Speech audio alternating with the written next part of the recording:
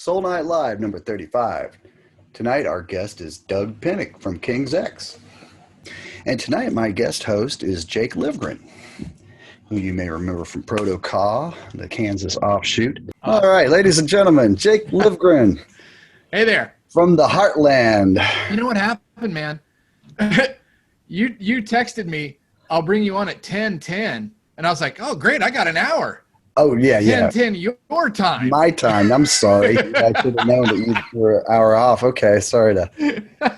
So I scrambled down here, and you're already talking about bringing me on. I was like, oh, my God. So anyways, we're sorry about that. That's okay. Lighting and audio ready now. So yeah, looking good. So, yeah, how's it going in T-Town? Oh, well, T-Town is T-Town, but I've had some, it's ups and downs for everybody. I hear you.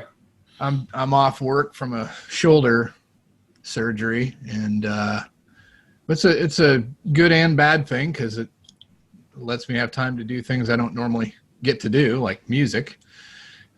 So been working in the studio, especially I worked all day today, and also have a new video out from the second track, Too Much. Wife's trying, she's the lighting person. Is that the best boy? She's the best? That looks good. I remember from film class. Anyways, it's the second track that I participated in on the Legacy Pilots album called Dreamers. And so this is the second video that's out, huh? Yeah. Okay. You remind everybody what the first one was called. I'm trying to remember now. That's the one where you had Jordan Rudess on keys. Yeah. Who else was on that? Who else was on it? Yeah. Oh, God. Never ask me names. I hear you. Drummer from Styx, Todd Sucherman. Todd Sucherman, yeah, on drums. Yeah. Okay. Mm-hmm. That was... I'm not prepared. What is the name of that song? No, not Dreamer. That's the new one, the first one. She's trying to feed me info. Oh gosh, this is embarrassing. Well, you know what? Let me see. I always do this. I'm bad about it too. It took me 10 shows before I could even. A Different League. A Different League. Okay. League yeah. Is the name of the song. Yeah, I remember the video for that one, and yeah. And this is the follow-up, and it's called what? Dreamers. Dreamers. Okay. Is it a ballad? I mean, it's a mid-tempo thing. The first song was awesome, but this new one. Okay, so the first one was given to me by Frank, the writer. Of the Legacy Pilots. Yes. That's the name of the band. Or yeah. Okay. Yes. And he English is not his first language. He's German. And so he wasn't real happy with the lyrics, and he sent them to me and said, hey, sing this and change whatever you think would make it better. And I sent him a version. It was pretty conservative. I tried to keep it real close to what he sent me. And he was like, no, I need, make this more you be yourself. So I sent him another one. And he was like, still not you, still not enough you. So I really took it and made it quite a bit different. Changed a lot of the lyrics and, just sort of revamped some of the melodies. And so the theme of the song was still the same, though. It's kind of one of the, like a love at first sight type of a deal. So it was fun, but this new one, he sent me and Bill Evans the instrumental track and said, this isn't really a song, make it into a song. And so, Bill and I, we did our process, which is we usually, we're usually not together because he's across the country. And so we both just sort of take it and work on stuff, and then we kind of throw what we both did at each other and keep what's good and or what we both think is the best. In this case, this was one of those tracks that was so cool and like a perfect palette for writing a song to. Excuse me. And so the song, pretty much the melody and lyrics, as it is a lot of the time with writing, it just sort of happened all at once. I think of it as like a window opens in the air and you just sort of reach through and pull out the song. It's like it was already in existence somewhere in some other dimension. It was kind of like that. We worked some things out, and there's a bridge that we weren't sure what we were going to do with, but Bill wrote this unbelievable, oh man, like Beach Boys level sort of Oz, this harmony with like these 4 or 5 different interweaving counter melodies and just beautiful. One of the most beautiful things that he's ever written, for sure, in my book. And I was just blown away, and it was just an honor to sing it. And I added a few little flourishes to it that just really topped it off. And so I guess if you listen to it, you'll hear nothing else really ended up getting done with it. The vocals were so pretty that it's just kind of a interlude where you just hear these moving ahs, but okay. So before I was rambling, the lyrics, I'm pretty proud of, because it's a story, that's kind of about a topic that I'm sort of passionate about, which is, the separation of families at the border. So it's kind of the tale of a father and child who get separated at the border. It could be any border. It's not political per se. Alrighty, well, I just shared a link to the video in the chat room. Oh, cool. So if any of you all want to peruse that, please give it a click and a like and a subscribe. If anybody knows me on Facebook, they know that what I said was just totally full of shit. So. Anyways, it's a compassionate story. So, it's about human beings and family bond and whatnot. So, you take it for what it is. Well, sure. And, that's a contemporary topic. I think a lot of albums this year are influenced by contemporary topics. It's just like, yeah, it's going to be fun to see all the 2020 songs that come out in the next year, if we survive. Yeah. Oh, we're going to make it. We're going to win anyway. You remember those shirts from Nike that said, just do it?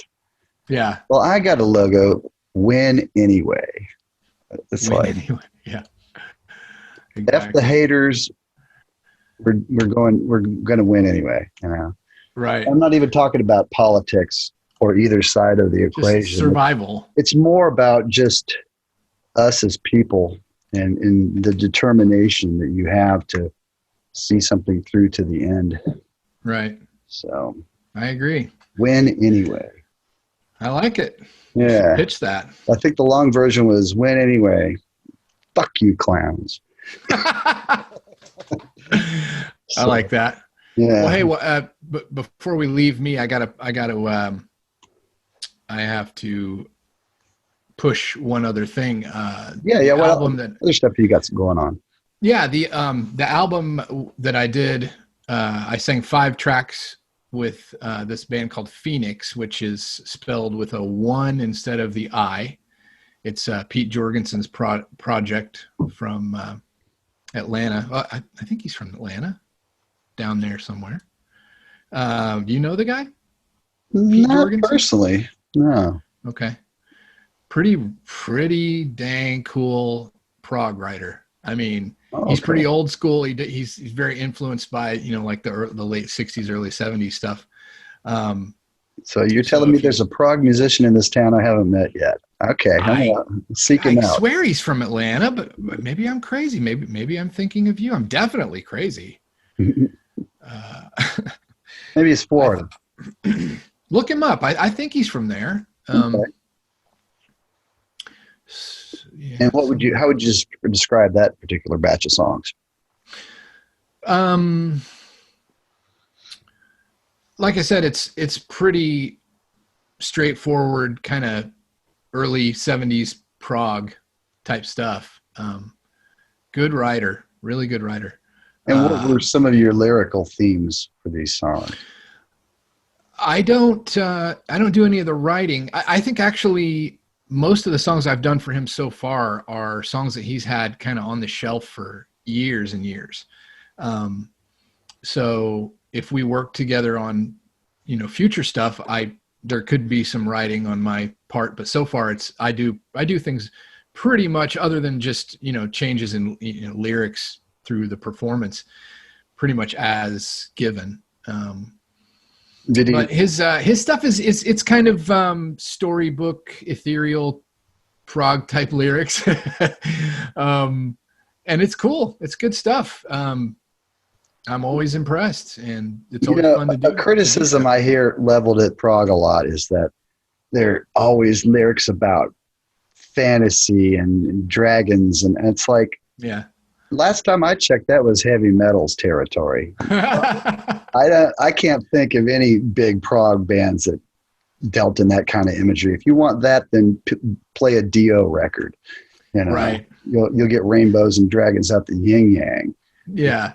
So. It's not exactly that, but it also, I guess maybe it's more like, rather than a fantasy lyrical genre, it's maybe more of a sci-fi kind of a thing. Okay, well, that's not such a stretch, and that there's a lot of there's a lot of philosophy and just sort of high-mindedness to it.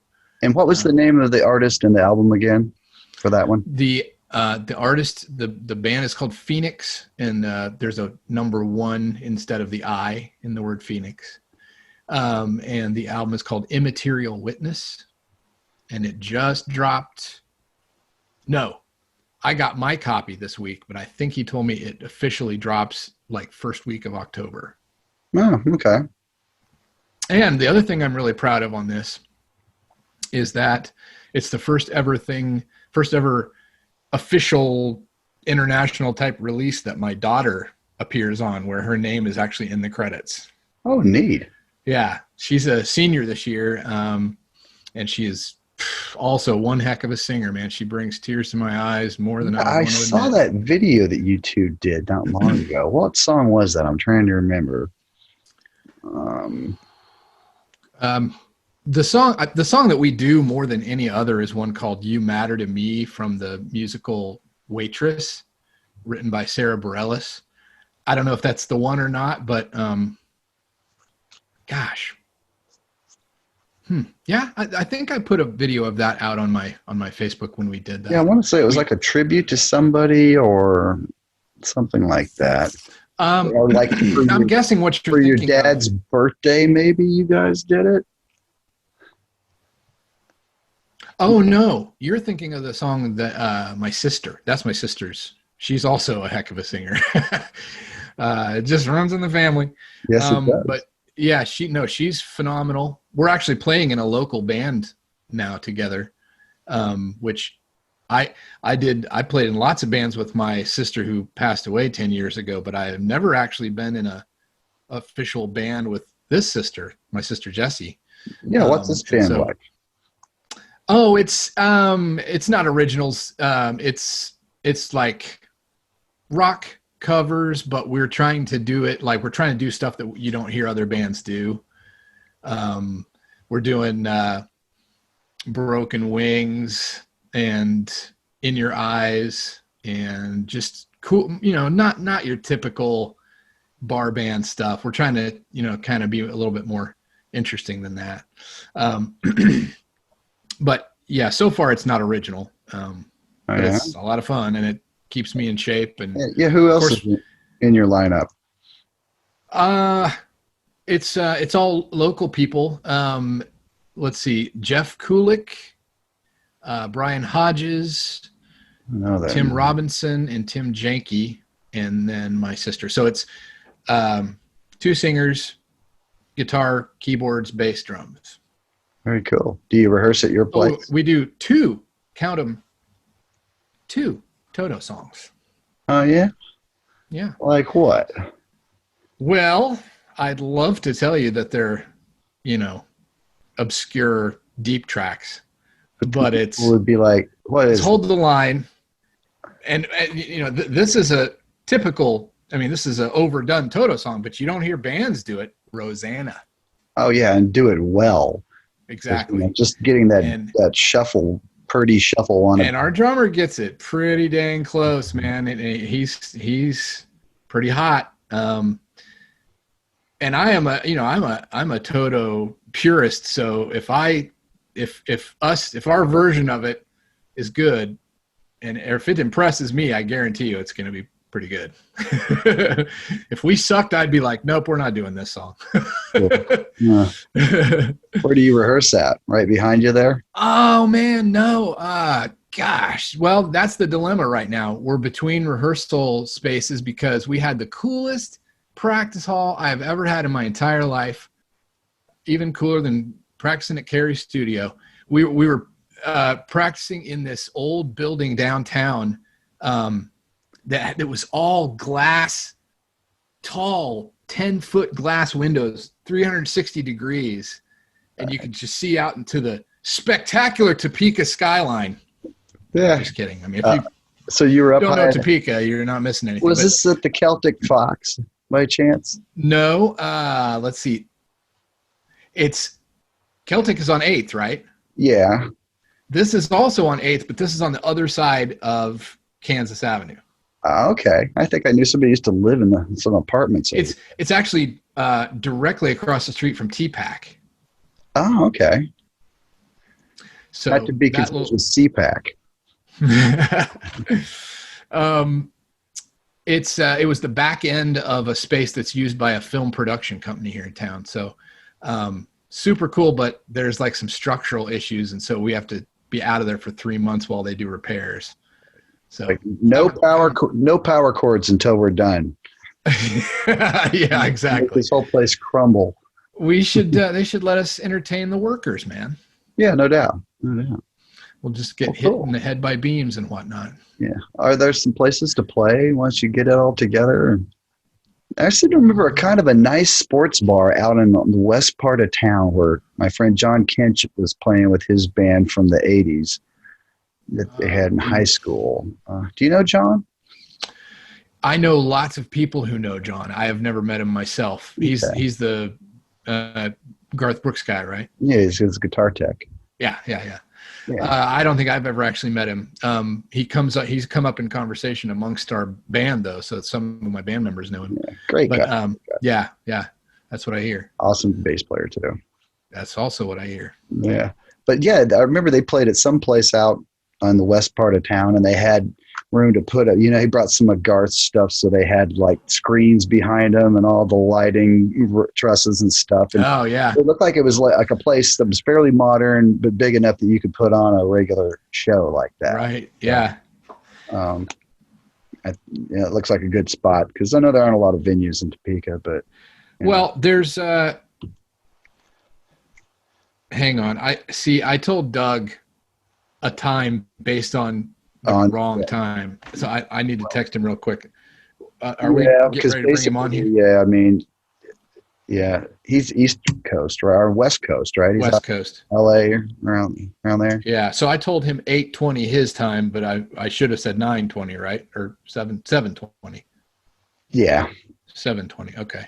Yeah, just tell him to come on in as soon as he can. Okay.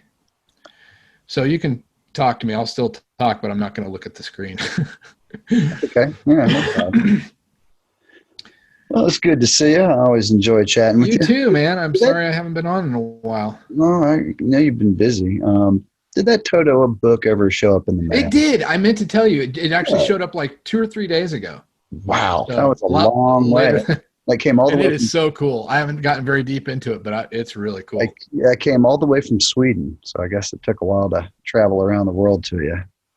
Well, cool. I'm glad you Well, liked it. the guy inscripted it, and he said apologies for the wait or something. So I actually think he might have sent it later than he thought. Yeah, well, that's cool. I appreciate Jacob doing that. He's a great writer. He wrote another book about Blue Oyster Cult in that series. That's Oh, really? checking out. Yeah, and there's that's like a whole series. It's like 3 or 4 of my friends have written books in that series. My friend Jordan Blum wrote one for Dream Theater, and he wrote another one for Jethro Tull. Wow. And my friend Steve Pilkington has done a few. He most recently did one for Iron Maiden, which I picked up recently. It's really cool. So that's kind of my fresh batch of books, along with Carrie's new one. Yeah. Your uncle just wrote his follow-up to Seeds of Change, decades later, and it's called Miracles Out of Somewhere. Can't imagine what song inspired that title. Yeah.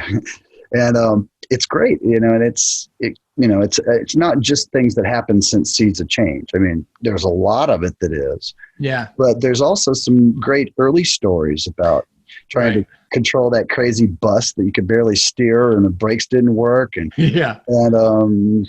going to New York and recording their first album. Yeah. And how they wouldn't let them use big amps. They're just like, no, we don't. Those are too loud. We're going to make you use these instead. And they're like, no. So, wow, little things like that.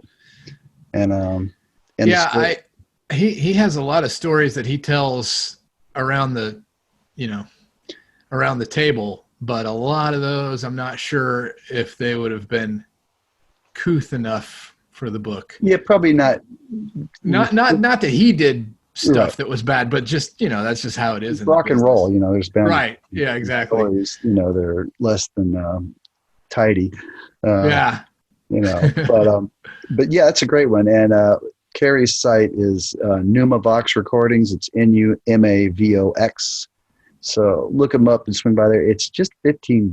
It's a paperback. It's a great deal. Lots of good reading. I can't remember if I told you that he said he wanted to do this show, or he would do this show, but he couldn't do it for a little while. Or no, he wanted to wait until, he said the sales for the book have been really, really strong so far, and he kind of wanted to wait until it kind of cooled off a little bit to try to rekindle the sales. Okay. So I'm guessing maybe I better stop bringing it up then, huh? Yeah. Well, that's so. He is a future guest. I just don't think we can nail down a date quite yet. Yeah, probably in the next couple months sometime, I would think. Yeah, exactly. Before the holidays. All right. Well, that'd be great. So look forward to that. It'd be great to chat with him about all things Kansas and music in Topeka. And I'm kind of fascinated with the whole Topeka music scene back in the late 60s and what it was like. I said that just about everybody had a band back in those days. So it'd be really interesting to chat about that. Actually, I had spoken to Rich, and he might come on the show eventually as well. Cool. He's been doing some project that's had him going between 2 states a lot lately and going up into the mountains of North Carolina. So it's like, wow, what kind of project? I don't know. He didn't go into detail, but he said there's no internet connection or computers or anything up there. So yes, but not right yet. Yeah. So that's cool. Yeah. It'd be fun to chat about the new album. We had a really nice chat with Tom Brislin back in May as one of our first shows.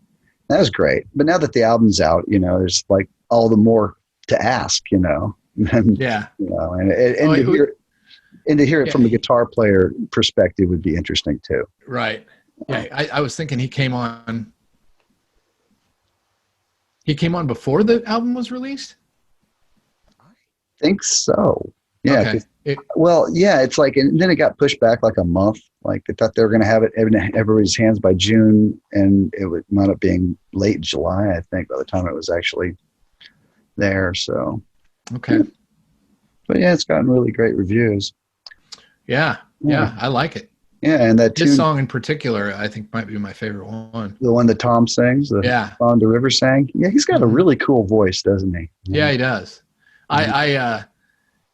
I don't know when it was, a couple of years ago, I guess, when his name, or I think it must have been when he joined the band. I wasn't familiar with him before that, and I looked him up and I found that stepping out video that he did. The Joe Jackson cover. Yeah, I can't tell you how many times I've watched that just because it's so cool.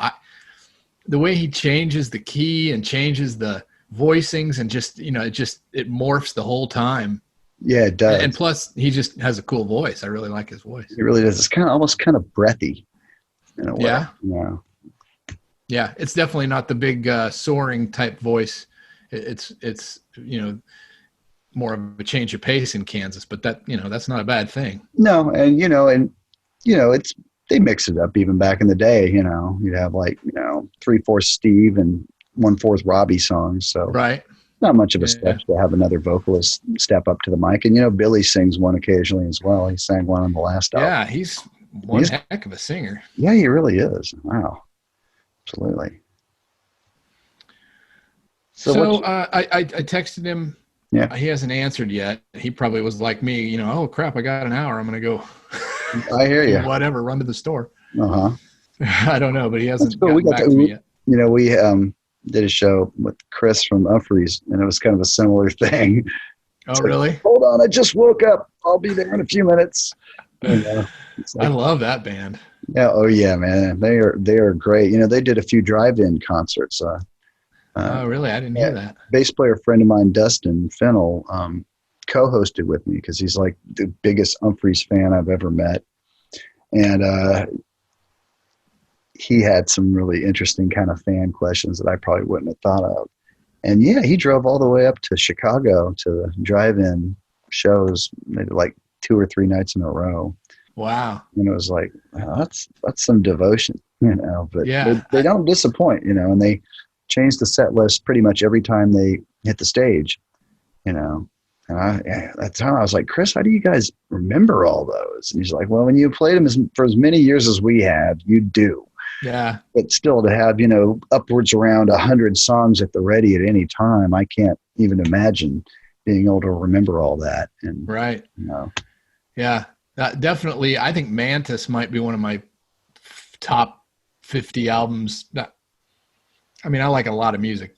That's not, I don't mean to put it low, but it's in my rotation all time for sure. Oh yeah, yeah. I thought that was like kind of their big concept album. Yeah, and I think, and this speaks a little bit to my taste. I want to say I read something or watched an interview or something with them saying that it was like either the first or the only album of theirs that was like written out, that was planned out, basically not note for note, but the songs were arranged and in concrete before they recorded them. And that speaks more to me than kind of the free form style. And I think that's why it's head and shoulders better than any of their other stuff. And I think that might be why. That's just kind of my taste. I like stuff to be sort of overproduced, I guess. Yeah, I kind of like a bit of that myself. Yeah. As a Steely Dan fan. Exactly. Yeah. The slicker, the better. Yeah, that's me. I mean, there are people that would, that are 100% the opposite. If it's not in the moment, if it's not rough and raw, they don't want to hear it. And then, that you're not going to get that kind of person in the prog world too often, I don't think. No, prog isn't usually that spontaneous, Right. And it's kind of interesting because I have a lot of friends here in town that are part of the jam band scene because, down in the South, yeah, pretty popular. The Allman Brothers, right, are royalty here. It's like in the DNA, almost like gospel music. It's revered in a similar way, and I love the tight knit quality of that community. It's they're always really have each other's backs and turn out for each other's shows, and that. I kind of said, I wish, there was a place where the prog scene was as tightly knit, and a friend of mine's like, well, the prog stuff doesn't lend itself to spontaneity. It's more about learning a well-detailed arrangement and reproducing it. as Yeah. flawlessly as possible. It's not about just playing, Fire on the Mountain, which is 2 chords over and over, Yeah. B and A, in case you're wondering. And with, noodling over the top of it for a half an hour until somebody finally gets all the way up here and goes, Yeah. When you can't go and any the whole higher. audience goes, ah! I thought that Protocol was a pretty cool bridge between those two worlds, because our stuff was proggy, but when we played live shows, we definitely had a jam band element to us, because we would extend sections and just, Carrie would play long solos, or John would play for a long time, or Dan would, do an extended keyboard organ solo or something. And so the talk at that time was that we were getting a following in the jam band world, which was kind of surprising, but also kind of not, I guess. We were kind of in the middle of it. Yeah, well, it's nice to have songs where you can open them up and pry them open and take it wherever it goes. It's that's not, Kansas didn't really do that much. No. And all the solos are pretty short and to the point, and so melodic. It's almost like you almost want to hear what's on the record. Or something in that vein, Right. and it's not like I think that solos were sometimes the one chance for them to kind of do something different each night, but Right. not too different, Well, here's something I don't really know. On the Two for the Show. Okay. So I was a baby or a toddler when these shows were happening. So I was there, but of course I don't remember. The interludes, the intros, the extended kind of piano solos and all that, and guitar stuff, were those kind of free form each night, or like what you hear on Two for the Show? Was that kind of pretty much the same thing every time? I don't know. That's a good question. I guess we'd have to break out some different bootlegs and compare. But, yeah, I remember that there's kind of a piano solo. It kind of leads into like Lonely Wind or one of those piano tunes. And there's kind of a cool acoustic guitar solo, I think leads into Dust, if I'm not mistaken. Yes. So, yeah. It's a shame there isn't some footage from that era. It's like there's not much, there's actually more stuff from the first few years than there are from, the prime era of their popularity. Right. It's interesting that there was nothing from Left Overture or Point or Monolith recorded. And, and that Audio Visions one, from Houston, I'm sure you've seen that kind of dark and murky looking one that's still totally magical, but yeah, not nearly. I think the first properly recorded concert was probably that Vinyl Confessions one. That's that's crazy, right? Yeah, it's a shame there wasn't one that nice from 5 years earlier also. Well, and then you have the rock concert footage. That's pretty cool. Oh, that's magical. Absolutely magical. It's just interesting how once they really hit it big, there weren't some cameras roll. I mean, there's a few things. There's a few songs here and there, but, just to have the entire show, like if there was somehow a video that accompanied Two for the Show, that would be priceless. But, Absolutely. It is what it is. Yeah. And they're not the only ones that are like that. There's some Yes tours that never really got documented either. Like their drama tour from 1980 with the Buggles singing. There's no footage of that out there. Wow. There's a couple songs that they lip synced in the studio that kind of give you a glimpse of that lineup, but there's no footage at all. And, it's like one of the most unusual and interesting tours in a way. So it's kind of just lost to the mists of time. Okay, Doug says oh shit, I'm setting up my phone now. I'll chime in ASAP. So yeah, tell him to take his time. Yeah. If I do that, I'll just distract him. I hear you. We'll let him do his thing. Okay, excellent. So thank you all for tuning in, and thanks for your patience. Doug will be with us here in a few minutes. These time zones get a little a little wonky sometimes. And earlier today, we chat with Brian Beller from the Aristocrats and, that hot power trio with Guthrie Govan and Margot Miniman. Yeah. Kind of like Cream 50 years on with a lot more chops. Right. Yeah. And, he played with Joe Satriani on his past few tours as well. And he played with my friend Mike Keneally a lot. That's kind of where I first heard Brian.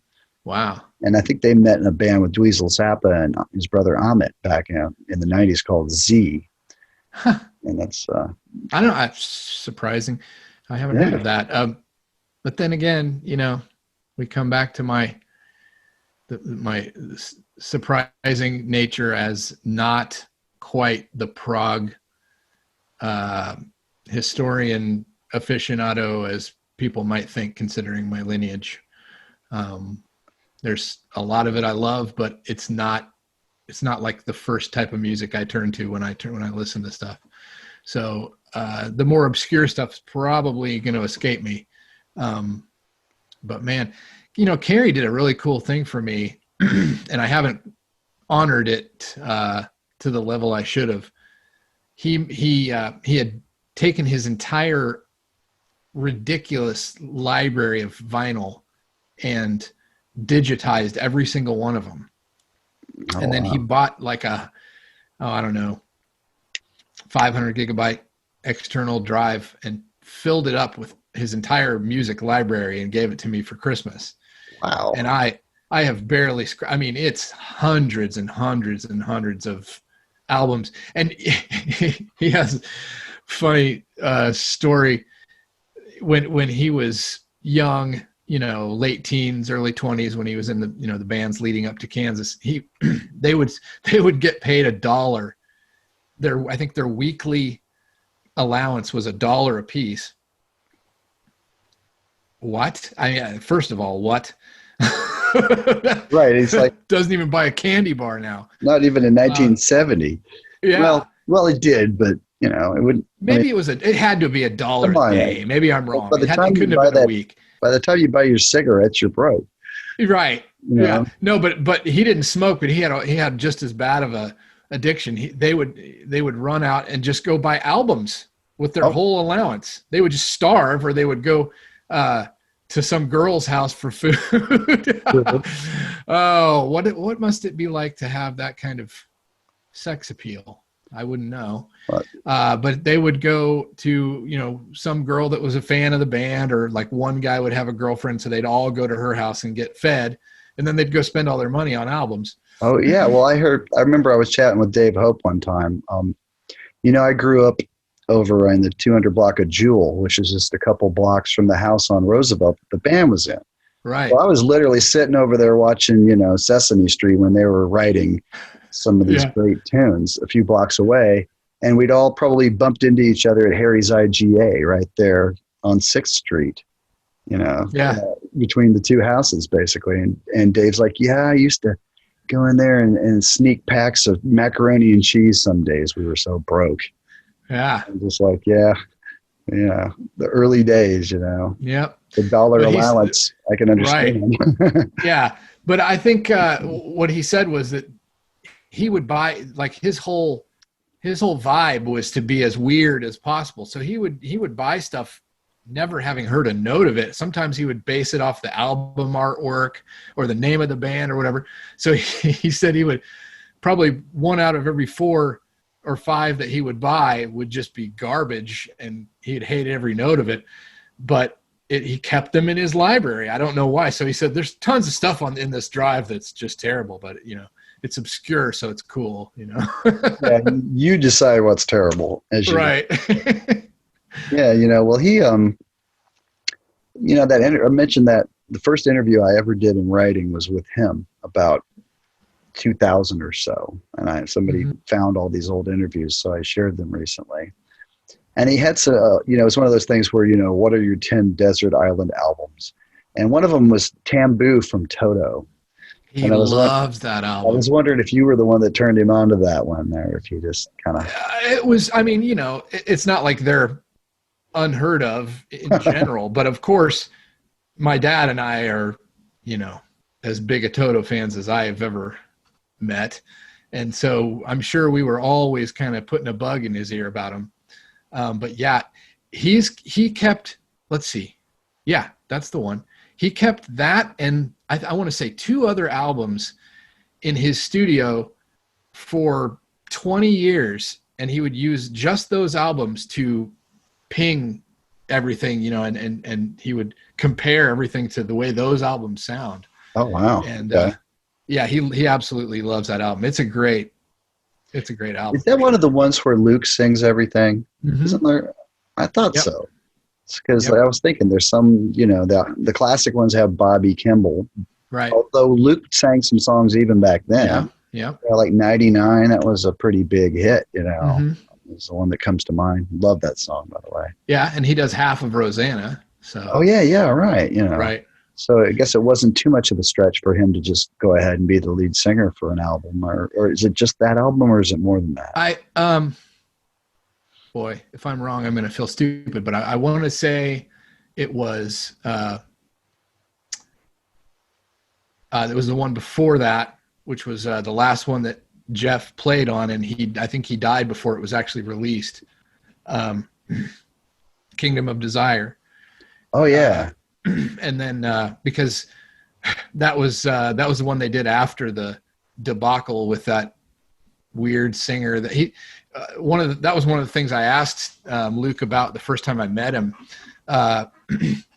was what was the deal with that John Michael Byron or whatever. He sounds like a British lord. Yeah, and he's like, yeah, we were between singers because Joe left, and so the label they were trying to find a place for this guy. They were really high on him, and they were like, you'll be in Toto. So they just kind of were like, hey guys, this guy's going to be your singer now. And it lasted for, you know, he sang like a few tracks on their best of and did one tour with him. And I guess he was just awful live or something. And I'll never forget this because this was the first time I ever heard this phrase. I think I was 18 or 19 when I met him. And keep talking. Said, I'll be right back. Doug's in the waiting room. So okay, cool. He said, you throw shit against the wall and you see what sticks. And that guy didn't stick. So that was, I got a laugh out of that one. But yeah, so then after him, they didn't have a singer. I guess he was just like, man, I'm sick of looking. I'm just going to do it myself. And took over the reins for a couple albums. So now I'm talking to myself. Why did you leave me? That's too much. Less. All righty. Let's do this. There you go. So, that's the best it's been yet. That's right. Soul Night Live number 35 tonight. Let me try that again. Soul Night Live number 35. Tonight our guest is Doug Pinnick from King's X. And my special guest host is my good friend Jake Livgren. So without further ado, here is Doug. We've been a-doing for so long. Dude, you're sideways. No, you're sideways. Oh, am I? Oh, let me turn the computer. There he is. Hello. Hey, Jake. Hey, Jake. How you doing? Man? Hey, I'm glad we finally did this. I'm such a scatterbrain. Somebody had to take charge No. and get this going because I was never going to get back to you. Every time I turn around to do something, something else pulls me somewhere else. I've been with you when that happens. Yeah. I've walked around NAMM with you when people are literally reaching out and grabbing your arm and pulling you over. Well, that's sort of like what happens all day with me. And so it's just, I have a hard time saying no. Yes, that's just the kind of guy you are. You teach people how to treat you. I'm doing great. Just here at home working on a new album and dealing with this COVID stuff and everything else that's going on like everybody else, Yeah. It's like we could always, oh, thank you very much. 70, I can't believe it. I still can't believe it. It just kind of weirds me out just to go, man, I've been around that long, been playing rock music for over 50 years. I guess I better stop hating on myself and accept the fact that, hey, I've been doing it this long. I guess I can't be that bad. You know how we are. We hate what we do. And one day I woke up and thought, dude, you've been doing this for a long time. You need to stop hating on yourself so much. So that was my New Year's. That was my 70-year resolution. It's like, why cry about something that's stupid? I find it fully amazing that you hate on yourself when and I made a list of things I wanted to ask or say, and this was, of course, one of the last ones. But since you brought it up, I'll say it. You have been as instrumental as literally anyone in my life to teaching me how to not only love everyone equally, but to love myself. I mean, that's the kind of things that you constantly tell people at your shows and in person. And you do. So stop hating on yourself. Follow your own advice. That's what I always try. I try to fix everybody else, Yeah. But I got it. Those stories. Everybody's got their journey, and everybody hopefully finds that place where they can just take a deep breath and go, "What was the big deal?" And just start to enjoy your life, and I think I'm a late bloomer, but here it is. 70, you got 80, 30, 90. 40 more years, dude. Enjoy I it. hope so. I was talking to my cousin today, and she's 86, I think. And something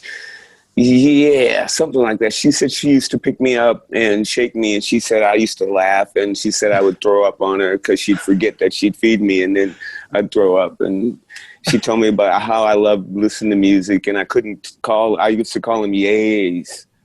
And because I couldn't talk, but they said they used to keep the records high up on the shelf so I wouldn't go get them all the time.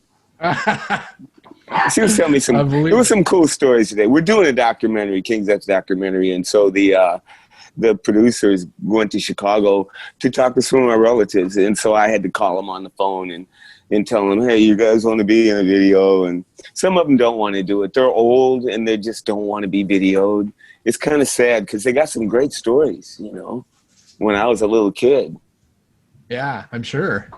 I've heard a few myself that you've told over the years that are pretty affecting, These are cool stories. They're healing stories, I think. Yeah. For sure. Well, okay, so anyway, let's get on the questions. Sean's we went right down in that hole, didn't we? No hurry. We got all the time in the world. Okay, well, I smoked my joint and I got my wine, so who knows what's going to happen. Well, there you go. Okay, well, if I disappear, you'll know what I'm doing. I hope so. Me too. I rushed down here without a drink. Dang it. Huh? Shame on you. Same thing happened to me. He said, you're going to be on this time, and he was thinking that I was on his time, and I'm an hour behind. So I came rushing down here with less than a minute before I was supposed to be on. Oh no! Okay, so it's that kind of show. I had to go wash my face and put a shirt on and set the camera up in a nice, cool-looking spot. And, I know, man. Same here. My wife's like adjusting the lighting and throwing me shirts, which I haven't even put on yet. It's not gonna happen. Oh no, you look great, so that's nice. So Doug, are you affected by any of the fires out there? Are you in California? Last few days was really gross because the skies are all gray, and if you go outside you smell the smoke and it ain't good. I couldn't ride my bike. I can't, I went out and worked on the garden, the backyard and stuff, but you just felt icky. And so I'd go back in the house and I just kept the air on all the time to keep the air circulating to clean it. But skies are clear now. The wind blew the other way. Fires are still going. I think there's one up in Monrovia. That's about maybe 15 miles from here. And yeah, we're always around fires. I mean, you ride down the highway and there's a whole wall of, it's amazing to see a whole mountain on fire and you're on the highway and you're in a traffic jam and you see cars for miles and red lights and then fire on a whole mountain next to you. That's pretty crazy. It's crazy. We had an earthquake yesterday too, around 8:30. I didn't feel it, but everybody in the house said, "Did you feel it?" They said the whole house shook. I was outside turning the water off because I was filling up the pool and I forgot about it. and water was all over the backyard, and I was out there turning the water off, and so I didn't notice anything. And the pool wasn't splashing a lot, so it couldn't have been that bad. But what was the magnitude of it? It was a 4.3, so it's a light one. Yeah.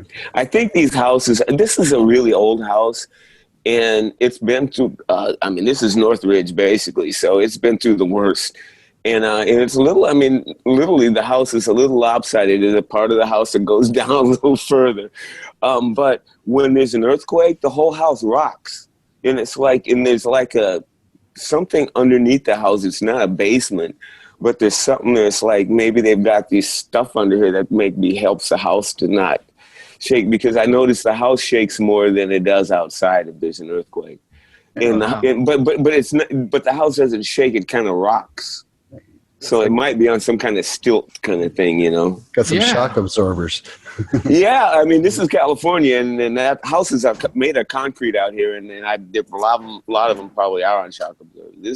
This is that's what happens. Your house is going to fall flat on your face. It needs to be able to bend with the breeze, so to speak. Yeah. Okay, well, rock and roll. So, tell us. I heard there was a new King's X album in the works maybe a year ago. Is that?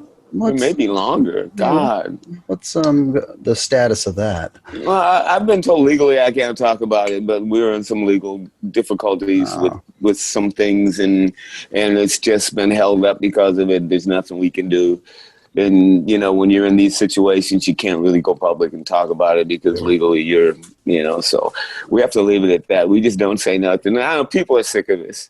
We've been playing, it's like we play games with people, we're going to do the record. No, we're going to do the record. Nah, we're going to do the record. When's the record coming out? And it seems like we've done this for 18 years almost. But actually, Michael Parnin, who's producing the record, texted me today and said, because we got to go ahead to get going again, finish it up to mix it. So Michael said, you want to come over and finish up a couple vocal track patches that I got to do and some things. So we're getting ready to start it going again. And I love it because we're doing it out here, so I can run over to the studio and hang out and get the first hand. Do a quick take. Did you record a lot of it together? We recorded the whole record together, everything. Oh, wow. Oh, yeah. We're just out mixing it. Yeah. Jerry and Ty flew out there, rented a house they did right down the street from the studio. We made a record. We literally went in. It wasn't in somebody's basement or in our house, like the last couple of records were. Well, we didn't do that with Michael Wagner, though. So we did it in a real studio, those last two. But yeah, it's a proper record. Now, I heard that it's pretty diverse, that there's some things on it that are a little different for you guys. Is that true? I don't think it's any more different than typically what you would hear from us. It's like our records have always been, except for Dog Man, I would say, like riding on a roller coaster, through a picnic. It's like the songs go from the heaviest stuff you could ever hear to the most beautiful acoustic stuff. So this record is the same way, the same King's X fashion. It's not a Dog Man where everything just is just one dimension, which I love that record, don't get me wrong, and I wish we could have made all our records that way. But this record is a true reflection of King's X. It's lyrically, musically, and everything. It's who we are, and it's what we've become. We've stopped fighting each other musically and sort of allowed each other to freely contribute to each other's songs in a way we've never done before, and to intermingle every song with each other to make them truly our own, rather than Ty's song, my song, and Jerry's song. Yet there's Ty's song, Jerry's songs, and my songs, but we dedicated ourselves to putting our whole heart into it, to sing on everybody's song, to bring that old King's X thing out where everybody's singing in these harmonies and all these counterparts are going around. We got lazy for a long time, and we really, really worked hard on this record. I hope it comes off. For us, we had so much fun doing it because I'd write a song and we'd come in and do a harmony, and then all of a sudden you'd hear Ty and Jerry's voice, and all of a sudden it's like that sound. And then we got Wally in there to put a fourth part, and we got that Queen thing going. We go, whoa, and then all of a sudden somebody hits a note that's like wasn't supposed to, but it makes it a great chorus all of a sudden. And you're sitting there going, I can't wait till the world hears this. Yeah. And I haven't felt this way in a long, long time. Now, again, I always know that when I listen to my favorite musicians and they start talking about the new record like this, my expectations are so high. And when that record comes out, I am totally disappointed. So just letting you know, we put our heart in this record and we hope you like it. No expectations. Just open your heart up and say, this is who we are. And we gave it everything we had. Absolutely. And I think there was no slackers on this. Nobody slacked. We really put our hearts into it. Poor Jerry played his heart out on this record. He was the one who put to me the most effort into making his drums just slam. So wow. Yeah, we go from gent to Penny Lane. That's what I would say. Nobody else does great that. To me. That's awesome.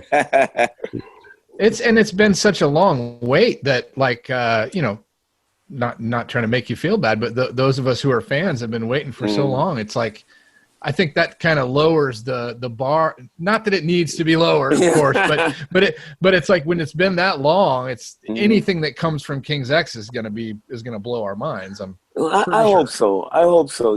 Because I know that whenever I only look at our career as I look at other bands that I loved, and it seems like the way I see it is that all my favorite bands, they gave me maybe 2 or 3 great records, and after that it was like, and then even if they got huge and had that big hit, there was those few records that just touched me in a way that emotionally, physically, you know what I'm talking about. I absolutely do. And every band that I love did that. But then after that, it was like, you're not doing it for me anymore. And I know King's X is one of those bands. We have been able to do that. We are one of those bands. We gave everybody this thing when we were young, and the rest of it is like now we're trying to just try to keep up with ourselves. I think you're being hard on yourself. What I felt on this record was that 15, 17 years, whatever it is, away from each other and not making music and getting back together and making this record, I feel like it's our 5th record. It's like, wow. You know what I'm saying? I feel like this is going to be, it's like our Dogman again. It's like we got another chance here. We had Gretchen and we had Dogman. Those 2 records, people just turn their heads. I want this record to turn everybody's head too. And I hope so. Mathematically, yeah, we got some math going, and we got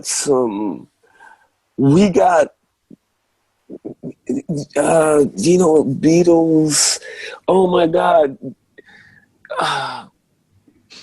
Listen to this. Take the time to wonder why you're not the cause for all their pain. Someone's saying that about his children. First line of the song. I mean, there's some deep lyrics on this record, especially from Jerry. Wow. Just it made me almost cry, Wow. But we got one, all God's children believed anyway. That's a chorus, just think of where we're coming from, Yeah. It's like, it's some deep, heavy stuff that's not taking sides, just trying to say, as we always do, open your eyes.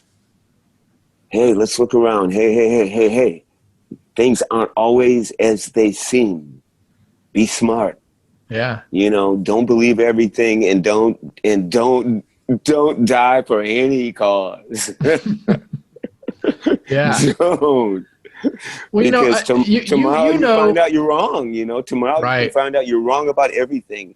And I've lived long enough to realize that I have always been shown up when I believe wholeheartedly about something. Somebody comes along and goes, wait a minute, what about this? And I'm going, whoa.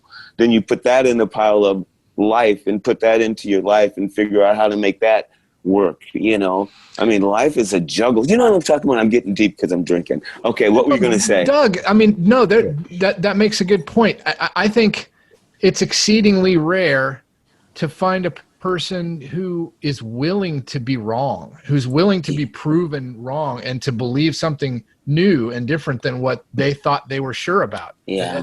That's a real rarity. Well, I tell you, it comes along with my self-hate, but that's a part of what's helped me to see things in a better way. I've always taken the blame first. If anything goes wrong, it's my fault. And then I go, okay, it wasn't my fault.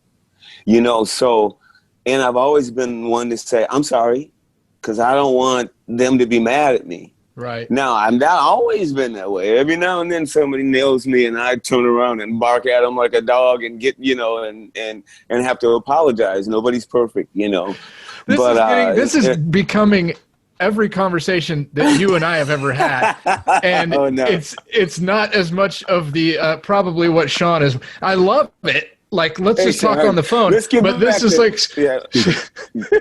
get back it's supposed to be an interview. Sean, what's your next question? I can sit here and listen to you guys talk all night. So, this is what we do when we get together. For hours, we can do this, but hours. Yeah.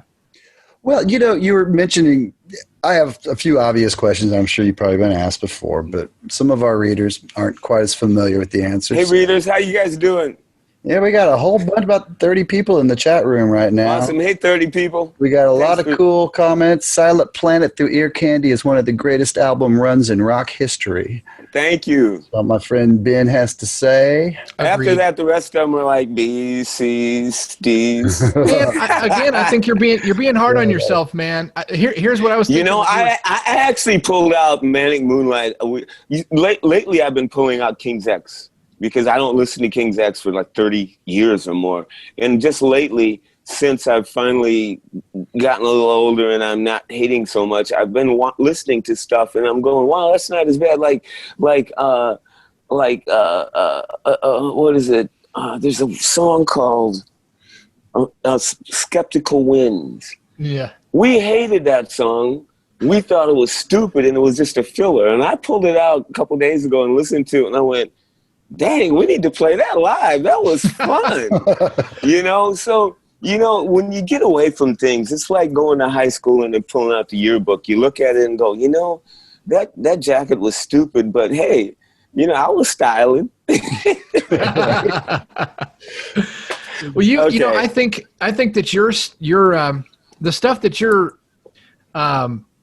talking about as being like the classics, and I agree. The stuff that came after that, you have your inside view on it, but from a fan's perspective, I think that a lot of us were probably kind of scratching our heads a little bit about the difference in the production of them. Yeah. But once we got used to that, like the tape head and that era. Yeah. Well, I tell you what. It was. Tapehead I was just going to say it's more stripped down. It's not as overproduced, but I don't think the songwriting quality drops off really. The messages are always straight to the heart, Thanks. And that never changes. Maybe that's what it was. Then I thought the records didn't sound expensive anymore, and they weren't. They couldn't be. Your genre, which you didn't really ever have a genre, but, from probably the record label's perspective, your genre had gotten killed, and so all the money was going into grunge and shit. Yeah, we were broke and we needed a paycheck and we needed to make a record, and we figured our career was over. We didn't know what to do, but we were still writing songs, and we did our first record in my studio. I got a little studio and rented this place out and bought some equipment, when Metal Blade signed us, and I got a solo record with them, and they gave me enough money to buy enough stuff to record, and it was just saved my life, you know. And so I rented this place out. So we did Tapehead there. Ty produced it, and then I couldn't afford it. Me and my friend was going to try to turn the studio into a place to make money, but it wasn't working out. So we let that go, and I took my studio stuff and put it in the closet, basically, and Ty put a studio in his house. And so that's when we did Mr. Bulbous and Manic Moonlight. We both did them in Ty's house, drum room in the garage. So they were just like really quick songs. I remember doing, when we got ready to do Mr. Bulbous, we sat down and we set up a little teeny drum set in Ty's living room, and I had a little teeny bass amp, and Ty had his little amp, and we said, let's just write some songs. And Ty said, you know, I think it's over. I don't want to do this anymore.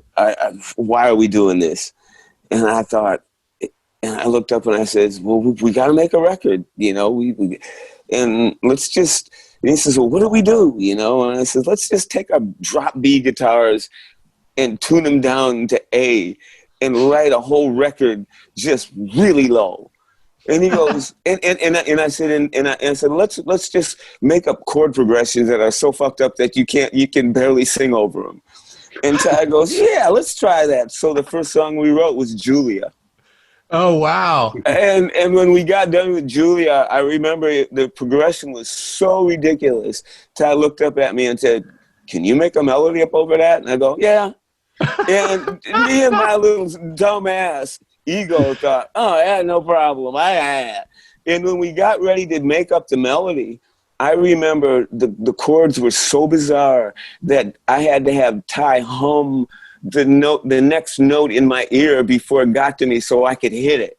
Because it was like, I couldn't mentally tell myself to go, you know, a half step up and then a 3/4, you know, and it was crazy. But now I can sing it because we did it live. Yeah. And we could nail it. But woo, that was a rough one. Man, that's fascinating to hear that, because when I remember hearing those songs for the first time and thinking, this is what is this? This is genius. Oh, and now to hear that you guys basically did it as an experiment or whatever. It's hilarious. Well, let me tell you about what was it up? What was the first song? Fishbowl Man. Yeah, I remember we started that song and we were coming up with choruses, and Ty said, I'm a fishbowl man. And we looked at each other and went, what the fuck? And Ty goes, that's stupid. And we all went, yeah. And we go, let's keep it. And we thought that goes right along with Mr. Bulbous, and he's got a fishbowl on his head. That's why the picture got. And so we started laughing about it, and we thought, wow, this chorus is so stupid. I'm a fishbowl man. And we got to the middle and we broke it down, and I thought, somebody said, hey, Jerry, let's do a spoken word right here and just not do any timing, just start making up a bunch of noise.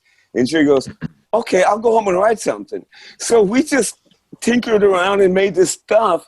And then Jerry came in and started talking with something that he had written down, and somehow it worked.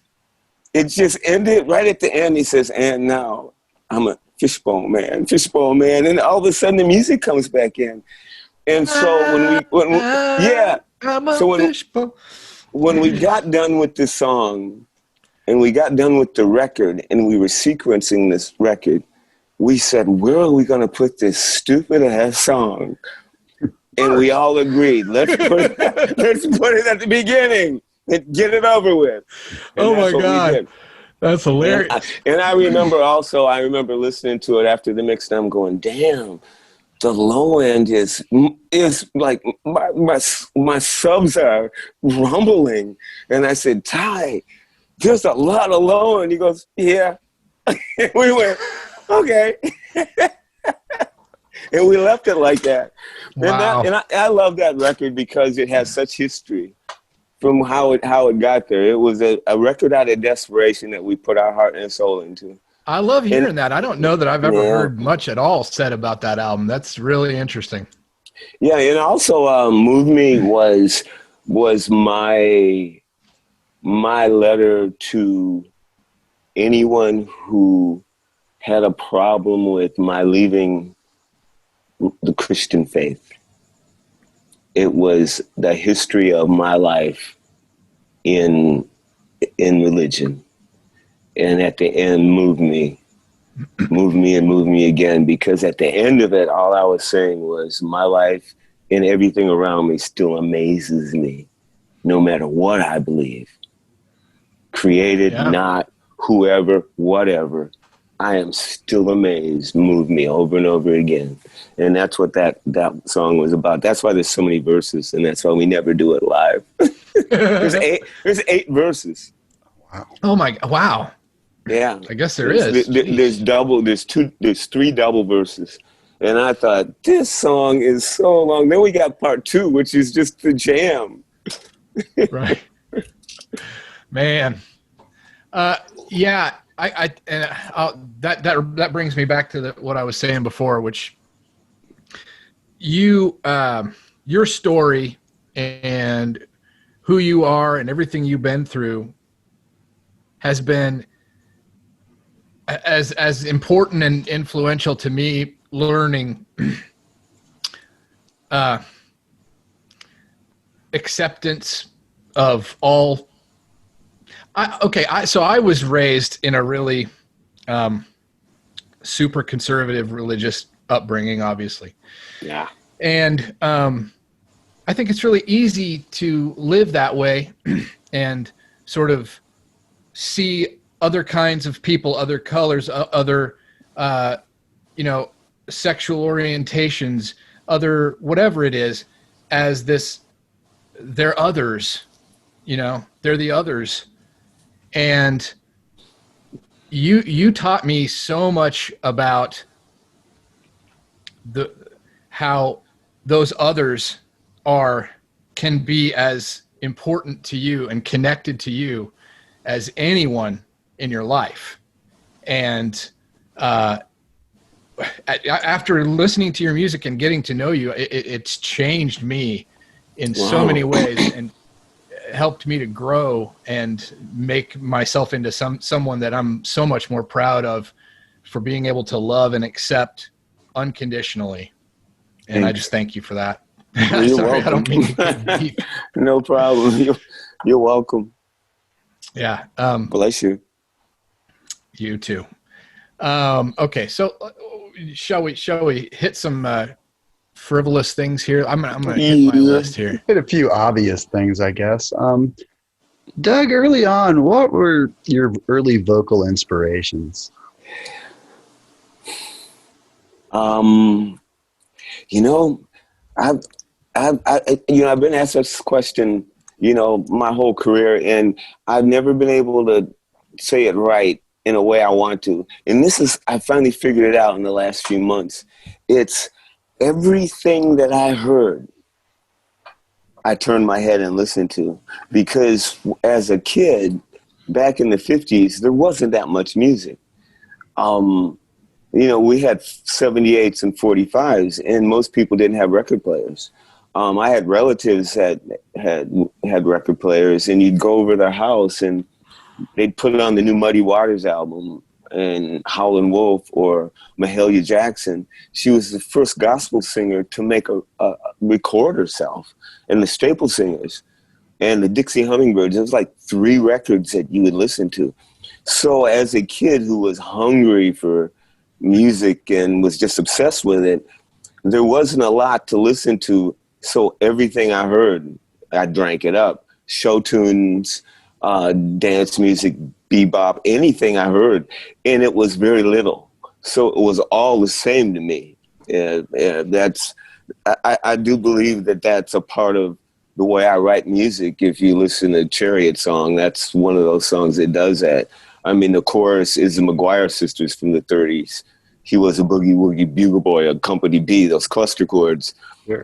I can stand from a rooftop how I really feel. That was just totally from the Andrews sisters. And just, I remember things that I learned and heard in all types of different music. Beethoven, symphony and stuff like that. And so, riff wise, I love big fat riffs because I like a baritone saxophone.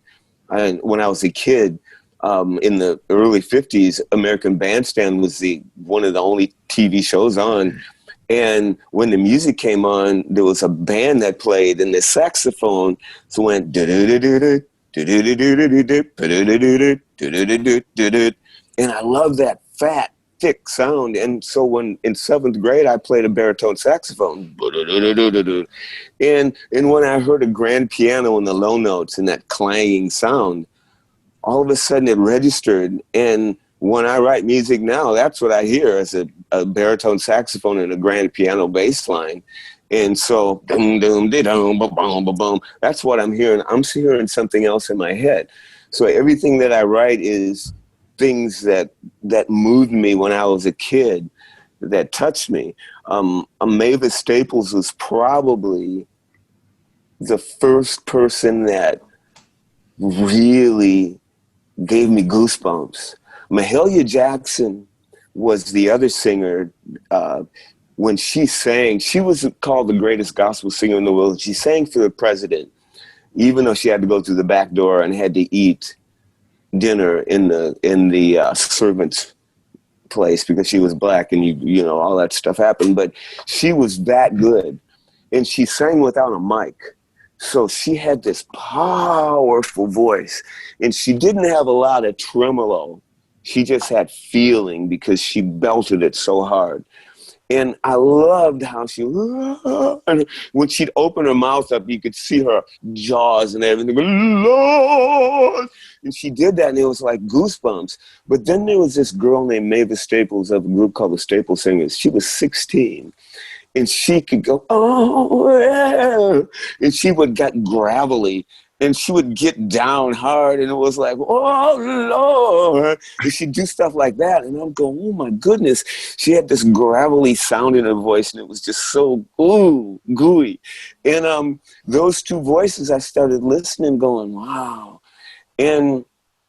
But I never really tried to emulate them.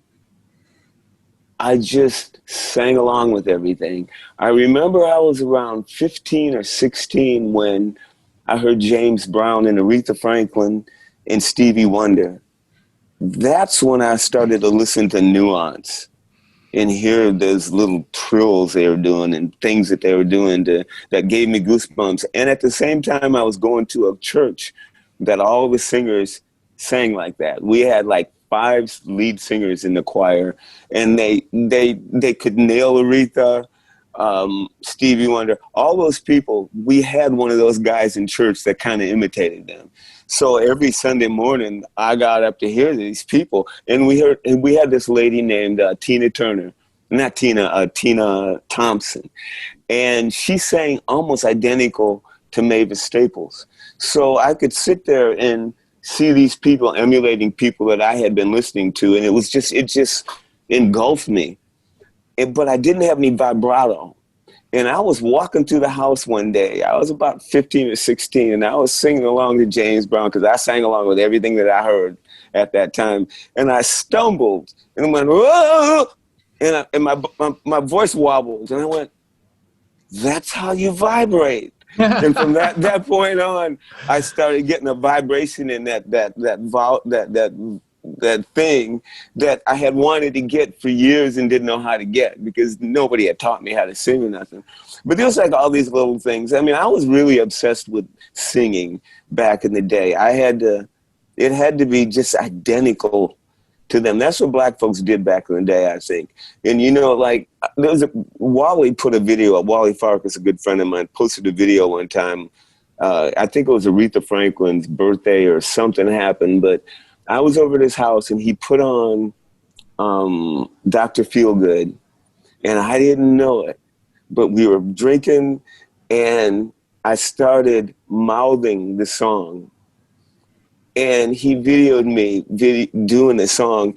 And when I played it back, I did every nuance in every inflection that she did.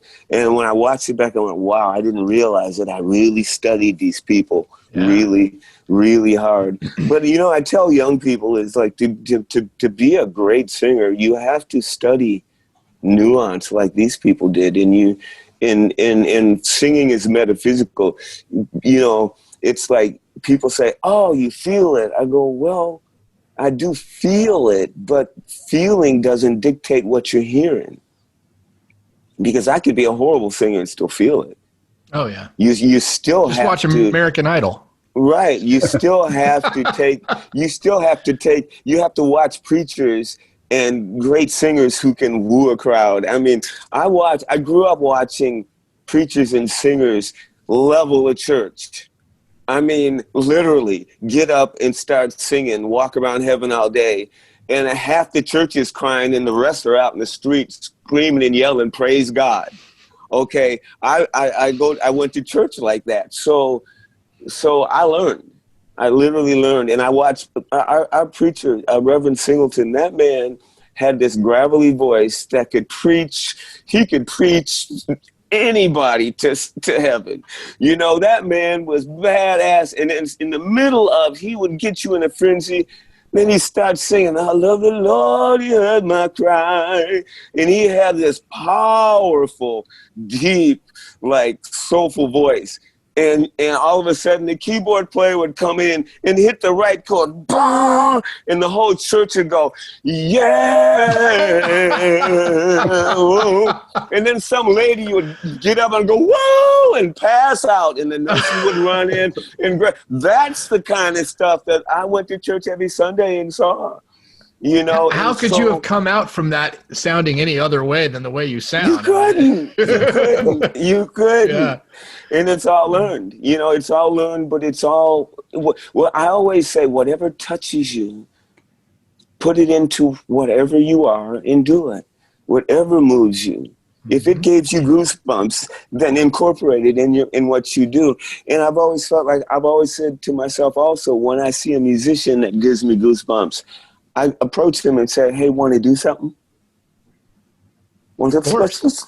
You know, I remember my Stumps 'Em Up record. Every musician on that record was people that gave me goosebumps and mesmerized me when I saw them live. Everybody on that record. Wow. And I was so happy to have them all come in and do my songs and be there and do it exactly the way I wanted them to, which was so humbling and so amazing at the same time, because I was thinking of them when I wrote the songs, you know, so it was a beautiful time. Anyway, wow. Whoo, babble, babble, babble. No, man. That was awesome. That was awesome. Can you talk a bit about your vocal harmony approaches? I'm sure every song is different. But the thing about us is I grew up in a choir, and I grew up in high school and grade school in the school choir. Being one of the few kids in my grade school, I remember I was the only black kid in my grade school till 8th grade. And as far as I knew, only one could hold a tune in a bucket. And so my teachers always would take me under their wings. I've always, as long as I can remember, there's always been somebody saying, Dougie, sing this. You know, and they'd pull me up to a piano and they'd play something and go, sing this. And I would sing it. And I remember back in grade school, you know, they would have contests, you know, back in the day when kids would go sing for black blue ribbons and stuff, you know, right. 8 and 9, 10 years old. Well, I remember I was always asked to do that. My music teachers I was always entered them. I always got blue ribbons, blue pluses, always won, never lost one. But I never understood it. It was just, I did it and I liked to sing and they gave me attention, you know, and so I went and did it. So it's always, like I always tell people, I've always sang.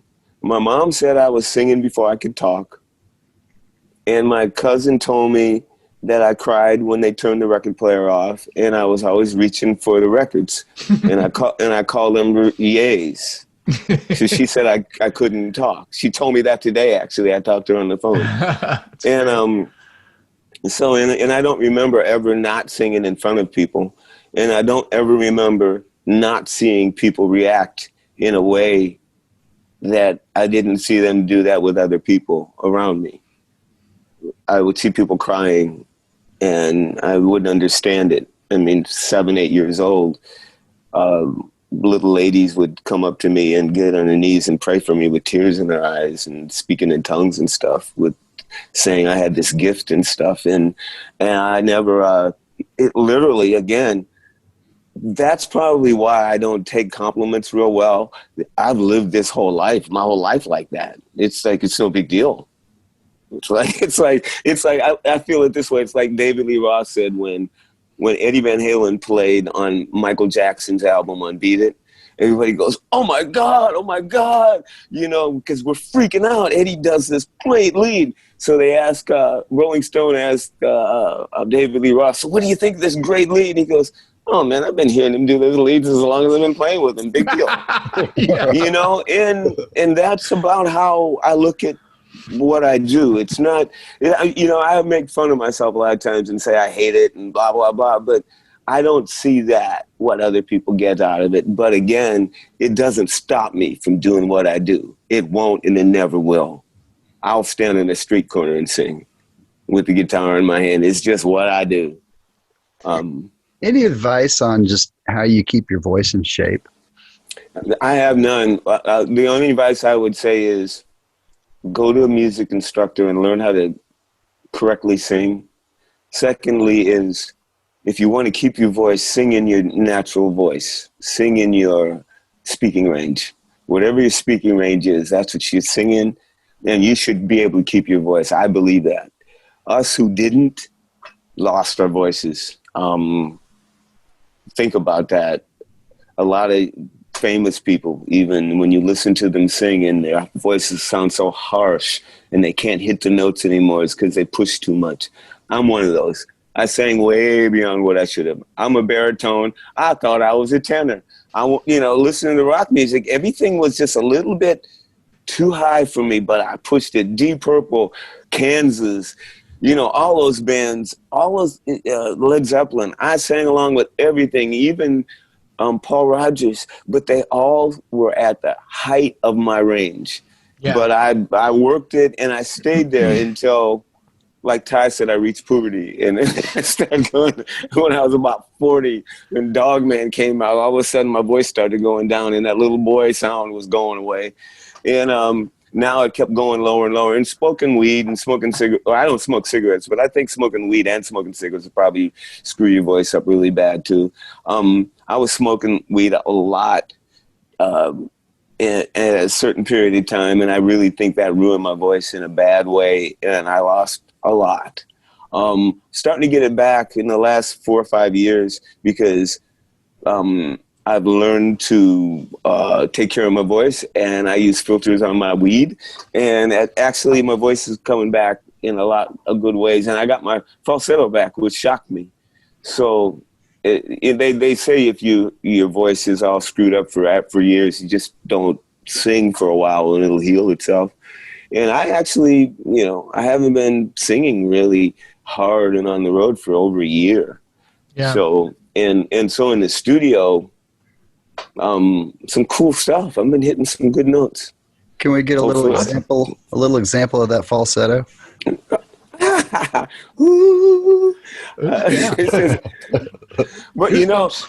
but I got the good one. I learned though, one good thing is to be a singer, you continually learn, right? Brian Johnson from AC/DC, I always used to love when he'd go, but I finally nailed him. I was playing a couple days ago some AC/DC, and I was going, ain't nobody told you who made who. And I was going, and I thought to myself, what happened? Your falsetto came back, and I'm going, yeah, that baby don't right. And I'm going, that's how they do it. I finally figured out, mama. I'm going, they're just, wow, sounds great. That's a tone that I've never used. And it's that old metal, that glam tone, She got the looks like you, yeah. Yeah. Yes. That's a new one I found. I think it's after my years and years of destroying my voice, and it's coming back in a different way. I thought about maybe writing a song with that kind of a voice and sing it like that and see what people would say. Oh yeah, that'd be pretty interesting. Do it. Maybe. Hey, so one of the things I've got on my list,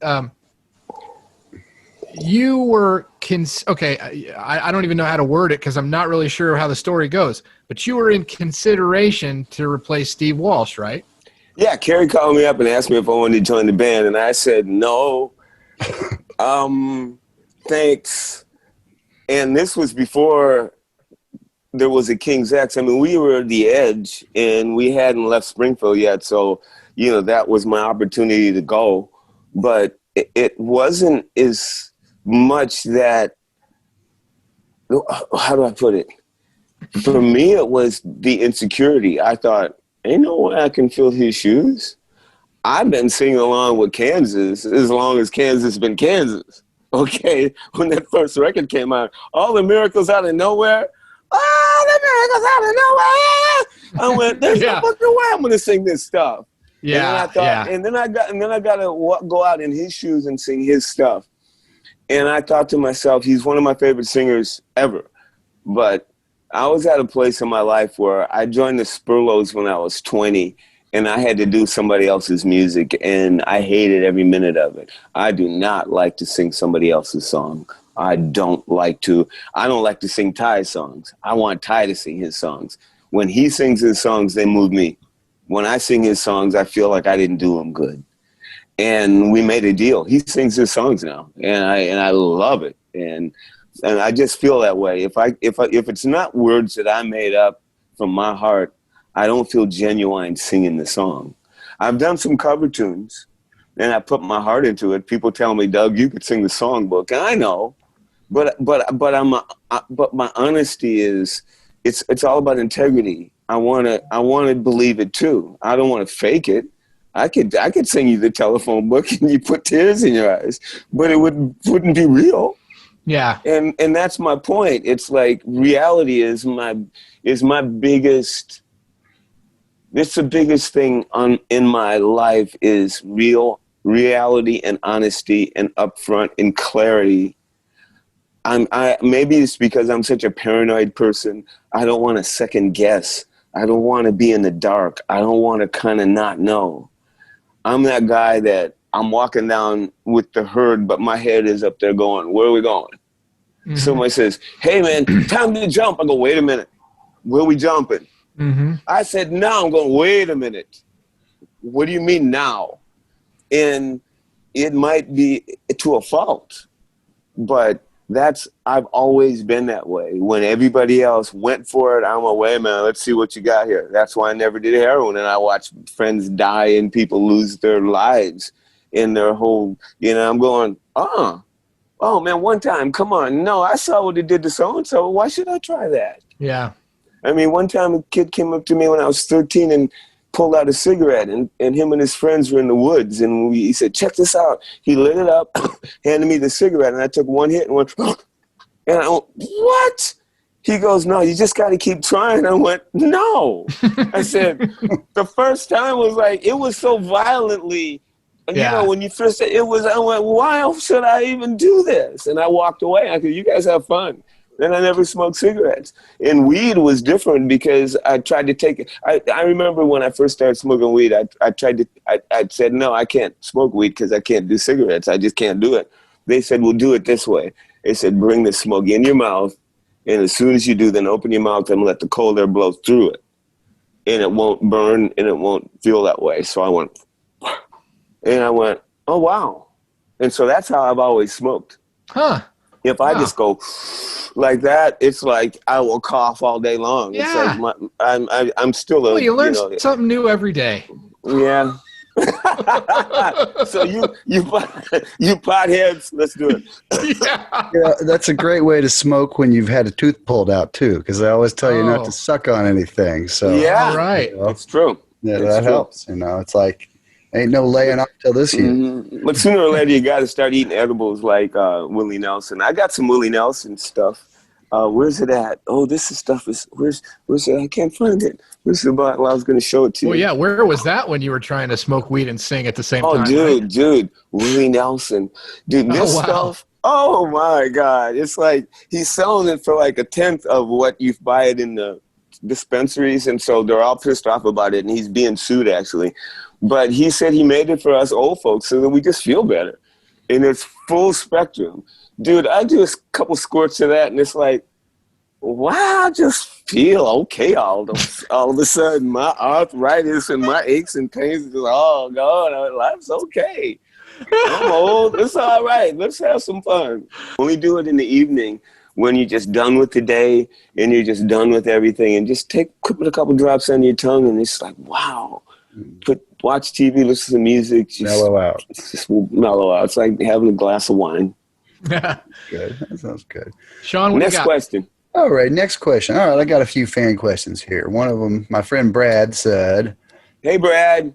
I read in an interview a few years back that the band was considering doing a tour in which they played all of the Gretchen album. Do you think that might ever happen?" You know, I don't know. It was an idea that I came up with years ago. I mentioned it to Gunter, our manager, and he kind of got excited about it. The whole thing is just getting us to do anything. We're old and we're lazy, and a lot of times we have to put the effort into it, and sometimes I think being in King's X for so long and how we've struggled so hard to do what we do, that you just kind of get to that retirement place where you just kind of, oh man, we got to do this. We got to rehearse for a month. You know, because I told him, I said, dude, if we do a Gretchen tour, we got to really do this right. We got to get staging. We got to get the old road crew back, the original guys. They said they'd do it for real cheap. I said, we got to do it like in maybe 10 major cities and charge people a whole lot, because we can't afford this and we can't just take it on the road. You know, it's got to be a really big deal, and everybody's got to profit from it. We just can't do this and lose money, but everybody's got to come home with something to be memorized with, you know, memorabilia, booklets. You know, it's going to take a big effort. And I'm still hoping that we can get somebody on board that wants to take that on. And you never know, that could still happen. I want to bring like Wally in and on rhythm guitar, because him and Ty are best friends, and Wally can mimic us. Amazing. Wally did sound check with us one day. Wally Farkas played in the Galactic Cowboys. I didn't know he played drums. I've known this guy for years. Oh. And Jerry was at a drum center doing an interview or a live thing, and we had to do a sound check. Jerry wasn't there, and Wally came in and says, "Hey, I'll play drums." And me and Ty looked at each other and said, "Really?" And Wally got in the drum set, and Ty goes, "Well, okay." We didn't think, you're always skeptical when somebody, and so we said, "What do you want to do?" We thought something real simple like rock and roll, just a real simple song. Well, let's do Dog Man. And we go, okay. We did Dog Man and I almost couldn't tell the difference. Wow. That guy is that good. And he played rhythm guitar on my Strumps 'Em Up record, and I showed him all my guitar parts. And he mimicked me exactly the way I did it and nuanced everything the way I did it. I mean, he sat there and said, "You want me to do it this way or this way? Or this way you did it, or should I do it?" And it was like he's that acute in his hearing, which just blows my mind. So he would be playing rhythm and stuff. And when he get a little choir for Over My Head, and like Legal Kill wanted to get a violin cello player in. Oh, yeah. Yeah, we'll hire. I mean, I'm just saying. We'll get the right people for sure. You're an amazing singer, my I brother. could walk in and do the King's X catalog. That's all I'm going to say. All I'm going to say about it. I know. Well, it's you, and I have two female friends who can do King's X too. And I'm thinking, Goldilocks with two girls and a guy doing harmonies, or maybe 3 or 4 or whatever. Whatever. We'll figure that out. And the other thing is to be able to, can I sing those songs? Because a lot of them are like, I mean, we were overachievers back in the day when it came to those songs. I mean, like, Oh no, I'll never be the same. I can't imagine singing that song. You like my lightning. Even Ty said that he'd have a heart attack trying to sing those songs now. We'd have to do them a pitch slower probably. But you never know. Maybe do like Devin Townsend did, or Devin Townsend. He brought a whole orchestration in and just reinvented everything. You know, you never know. But that's I've always had hundreds of ideas to do things that never came to pass. I gotta say one thing.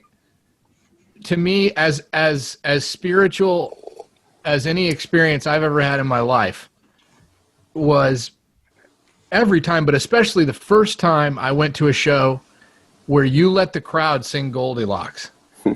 That was, I'm guessing that was done for a practical reason, but I'm sure you learned quickly that is a magical experience. Yeah, what happened was it was Atlanta, Georgia, 1990, 88, 89 maybe? It was 89, yeah, it was Dogman Tour, I think. My rig, my rig was Frankenstein. I used to have all these different amps trying to get that sound and stuff, and it would go down all the time on me because wires would be wrong, plugging wrong. And my rig went down, and we couldn't get it going. My tech didn't know what to do. And somebody said, we're just going to have to finish this set acoustic. And so they ran and got an acoustic guitar. And I said, look, guys are going to fix this. We'll just play acoustic. Let's do Goldilocks. And Ty started playing, and I remember I went, I can't believe. And after I got to believe, the whole crowd were singing. And I stopped. And, low battery, that's not good. Well, we still hear you. Are you there? Can you hear me? Yeah, I hear you. And I see you now, too. Okay, but I'm going to have to get another plug in here in a minute. They started singing it, and from that point on, it's like we just let them sing.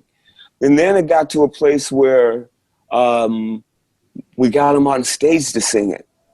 And that got crazy after a while. We got too many people. There was just too many people screaming and yelling, and this one person they had to drag him off the stage because he said, take me with me, you dog, take me with you, please, take me with you. And he kept my gosh. Me. And poor guy, he was so cute, and I would have taken him with me, but they pulled him away. And I'll never forget it because like I said, if he was a cutie and I would have taken him. But so we kind of stopped that for a while, but after that, every time they just kept singing it and singing it. And so we just ended up continually doing it. And I remember one time, I'm looking for the plug to plug this up because of the one I've got. You. Okay. I remember that after a while we'd do it and people would just sing it. And they wouldn't not sing it. And I could hear them louder than me. And after a while, I just gave up. And then I got defiant, and we got to the song, and I just watched and just turned the mic around, and Ty turned his around. I didn't even say a word. And we walked back and just started it, and I looked out and went, well, this is what it's become. And from that point on, we just turned the mics on. We don't even say nothing. We just turn the mics on. That surprises me because from the crowd's perspective, it's literally magical because – I watch people cry. It's awesome. Yeah, no rehearsal, and yet you have a certain percentage of the crowd that's singing one harmony part, and a certain percentage of the crowd that identifies with the melody, and some identify with Jerry's part, and so you have like this rehearsed choir sounding thing going on. I tell you what, in LA, it's always 3-part harmony. It's amazing how they do it in LA. Blows my mind. Let's see if this works. I'm going to hook it up to my computer. I've never heard it in LA. I've heard it in my area in the Midwest a few times, and it's the same thing. Wow.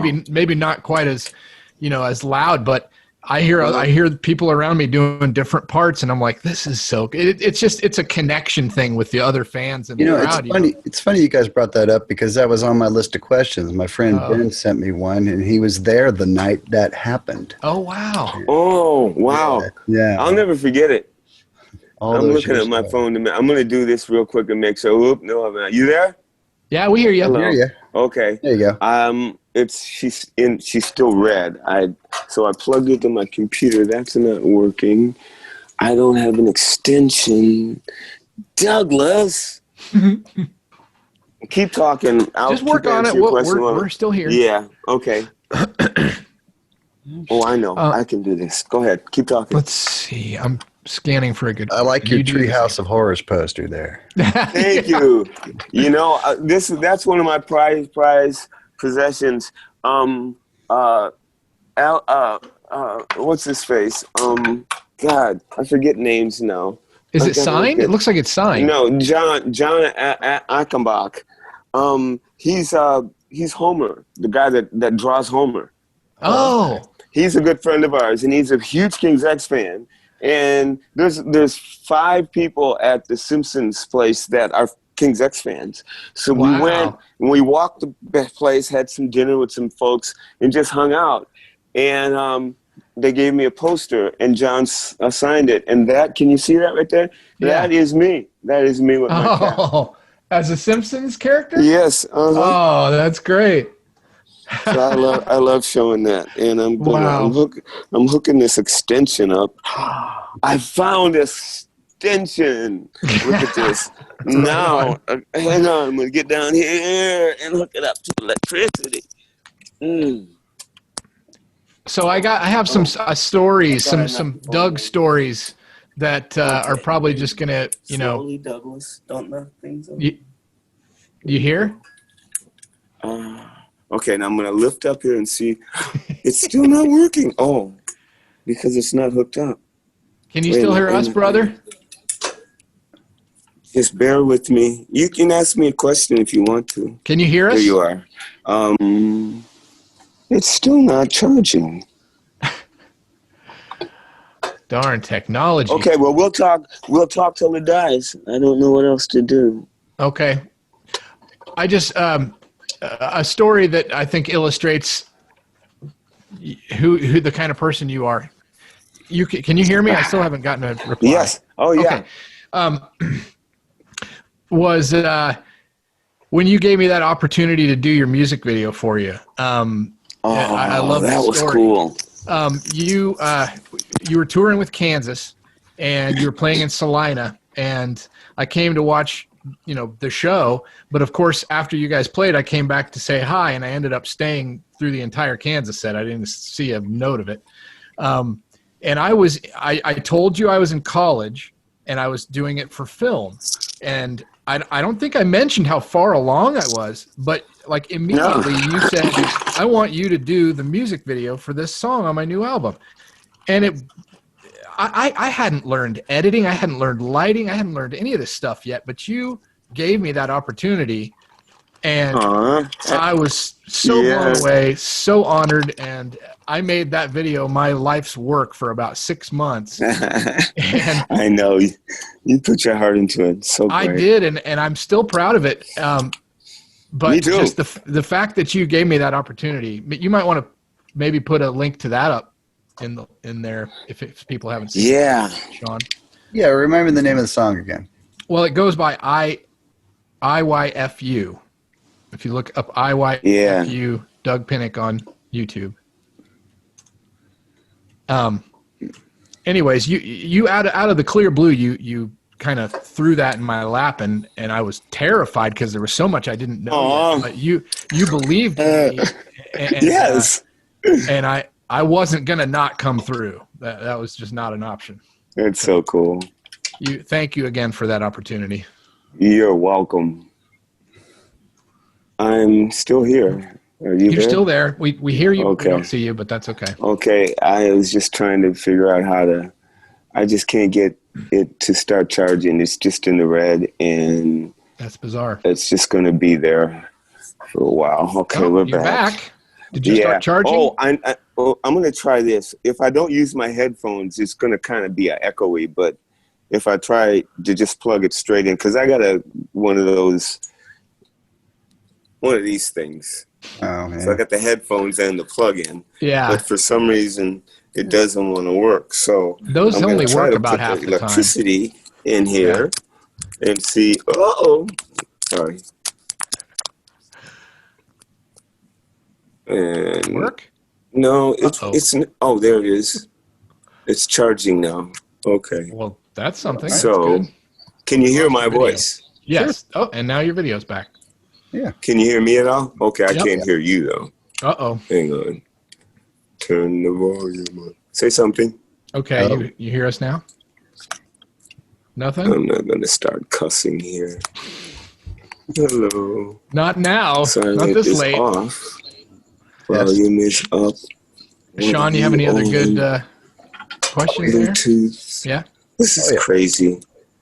I'm sorry. Got a couple biggies. Biggies? You're coming out of the little speaker and I can't hear you.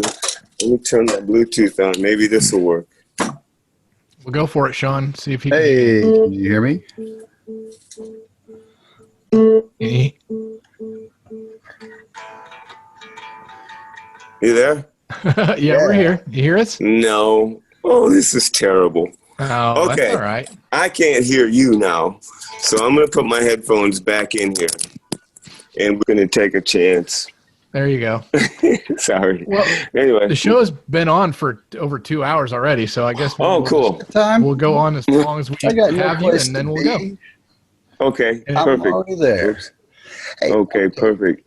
So I got a pretty obvious question, but some of our readers are wondering, how did you get into the 8-string basses and the 12 strings? And was there anybody inspiration? Honestly, there's a guy named, I forgot his first name, but his last name was Kramer, Kremer. In fact, I haven't talked to him in, 30, 40 years, I guess. But somebody just mentioned him to me, and so I'm trying to get back in contact with him. He made me an 8-string bass. This is way back before there was even King's X or anything, a long time ago. And I always thought it was cool. Well, no, it wasn't before King's X. It was right at the beginning because I was out on the planet, the bass line on that, I used this 8-string bass. And that's all I had at the time. And I only used it on that song. And then I found out that Tom Peterson played these 12 strings. Yeah. And on our first tour, we were on tour with Cheap Trick, and Cheap Trick are one of my favorite bands. And I remember I was standing on the side of the stage watching them get ready to go on stage, and Tom was standing next to me, and we just started talking. And I says, man, that 12 string is so cool. He said, man, check it out. And he took it off and handed it to me. And I put it on, and being left-handed, I put it on the upside down, and I just kind of plunked on it for a second. And I go, dude, this is so cool. He said, you need to get one. Call Hamer. And he says, I got to go. And all of a sudden, he runs out on stage and starts playing. And so it was, I'll never forget that day. And so I thought, Hamer, I need to get a hold of them. And right around that time, Hamer called Ty and wanted to know if he would endorse their guitars. And he said, yeah. And I said, hey, what about me? And they said, well, of course. And I said, can you make me a 12-string? They go, we'd love to. And so they started making me 12 strings, and that's how that all started. I didn't use it a lot, as much as people think I did.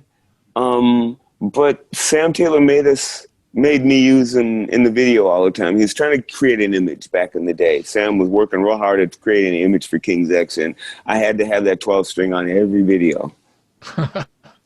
Yeah. Wow. Yep. What 4 strings were you using back then?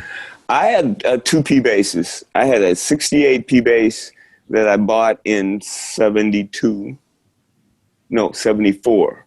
I started playing bass when I was 23, so 74 I got this. And then I bought another P bass, spare P bass, probably in 1980. Yeah. And I used those 2 basses on the first 2 King's X records. 23, that's surprisingly late for as good as you are.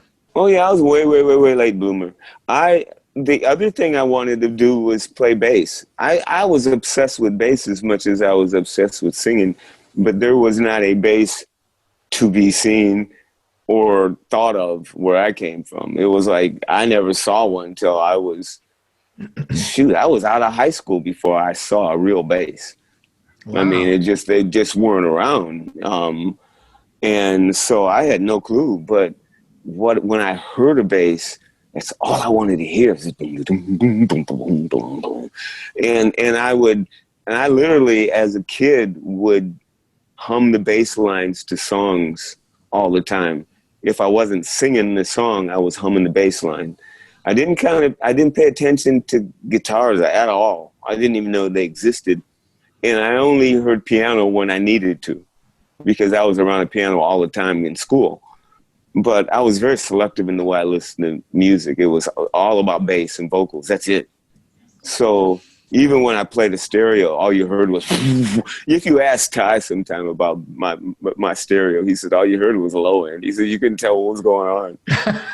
You know? And even to this day, even today, I was listening to something and humming the bass line. Always. Who are some of your favorite bass players? Well, my favorite bass players, you know, in the early days was Why Do Fools Fall in Love? I was 7 years old. And it was Frankie Lyman and the Teenagers. And it was with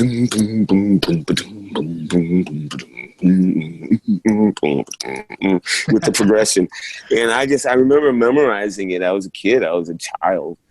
And why do fools fall in love? You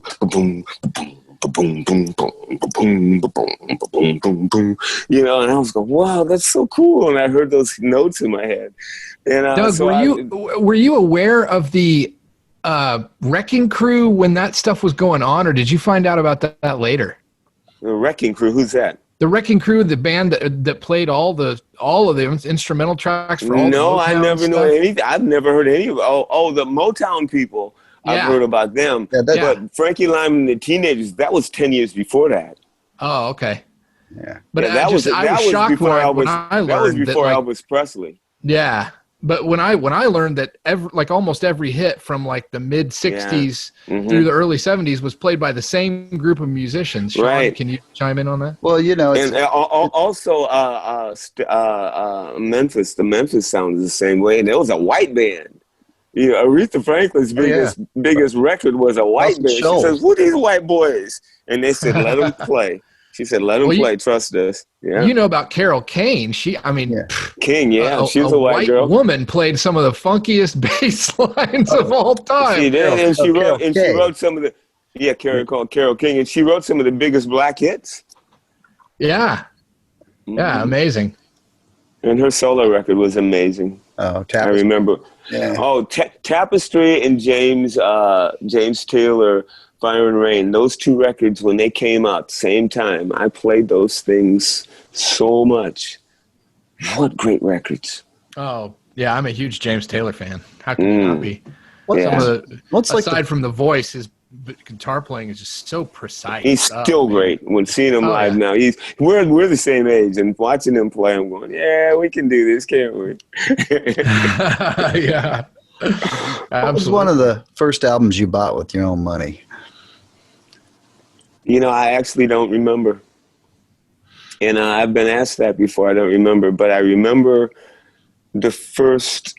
Oh yeah, I do remember. Oh my God. Yeah. No. Wait a minute. I remember in the early stages of buying albums, when I was finally making a little bit of money or could borrow money to buy $3.99. You know, $2.99 records were back then. You know, I could panhandle, 4 quarters and get a record. But most records that I got, I used to buddy up with people at the record stores. And they would always open up records. The record companies would let you take a record and have a promo and open it, and they would play it in the store. And I would always talk to guys and let me take the records home and play them at home for a while. I'd take them home for 2 days and just wear them out and then give them back to them because, that's kind of how I did it. It's funny that I was so obsessed with music that I became very resourceful in getting everything and doing everything I wanted to do without really working for it. You know what I'm saying? I never hardly ever had a real job. Everything came to me somehow because I was so obsessed with it. It was that law of prostitutivity, they call it, It's like, it's literally people would give me things because they liked it to see my eyes light up. You know, I mean, there was, you know, I used to laugh, but now I look back and go, well, I put it in a song, actually. You can't survive forever on good looks, charm, and talent. And I think as I finally got old, I skirted through my career with those three things. But if I had the brains to market myself correctly and turn it into something where I could have made money and become something larger than life, then maybe I could have been, you know, that would have been. But I'm not saying it shouldn't have happened or should have happened. This is who I am, and this is where what I've become. What I'm saying is those things I kind of skirted through life, through schools, can I suggest something? Yeah. I would suggest that there's a fourth element that brings that stuff to you. What's that? And that is that people can sense the goodness in you. And I'm not trying to kiss your butt. I'm serious. No. I've known you long enough. Thank you. Yeah. There's something that makes people want to do good things for good people. I think there's got to be some of that in there. It's been that way all my life. I never known what it was, but it's always been that way. So I'm thankful. I really am. I think the biggest thing for me is there's a story I was told to. It was two things that I carry on in my life, and I hope this doesn't go off before I end it. My grandmother used to always tell me, pride comes before a fall.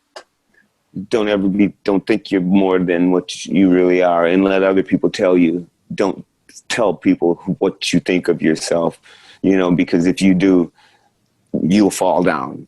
And so I took that to heart to the point where it became a part of who I am. And the other thing was, when I was in grade school, there was a story called The Emperor with No Clothes. And the emperor was so vain that he had to have everything perfect, and he had people waiting on him hand and foot. And he was the vainest person, and everyone hated him. And he wore these extravagant clothes. And his tailor said one day, he said, "This man is so arrogant. I'm going to convince him that the suit I'm going to make him is invisible, but no one can, only he can, you know what I'm saying? Only he can see it."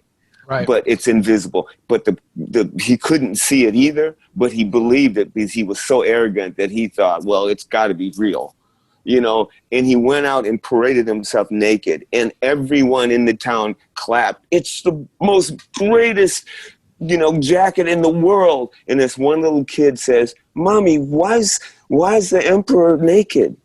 And that's when the emperor went, oh.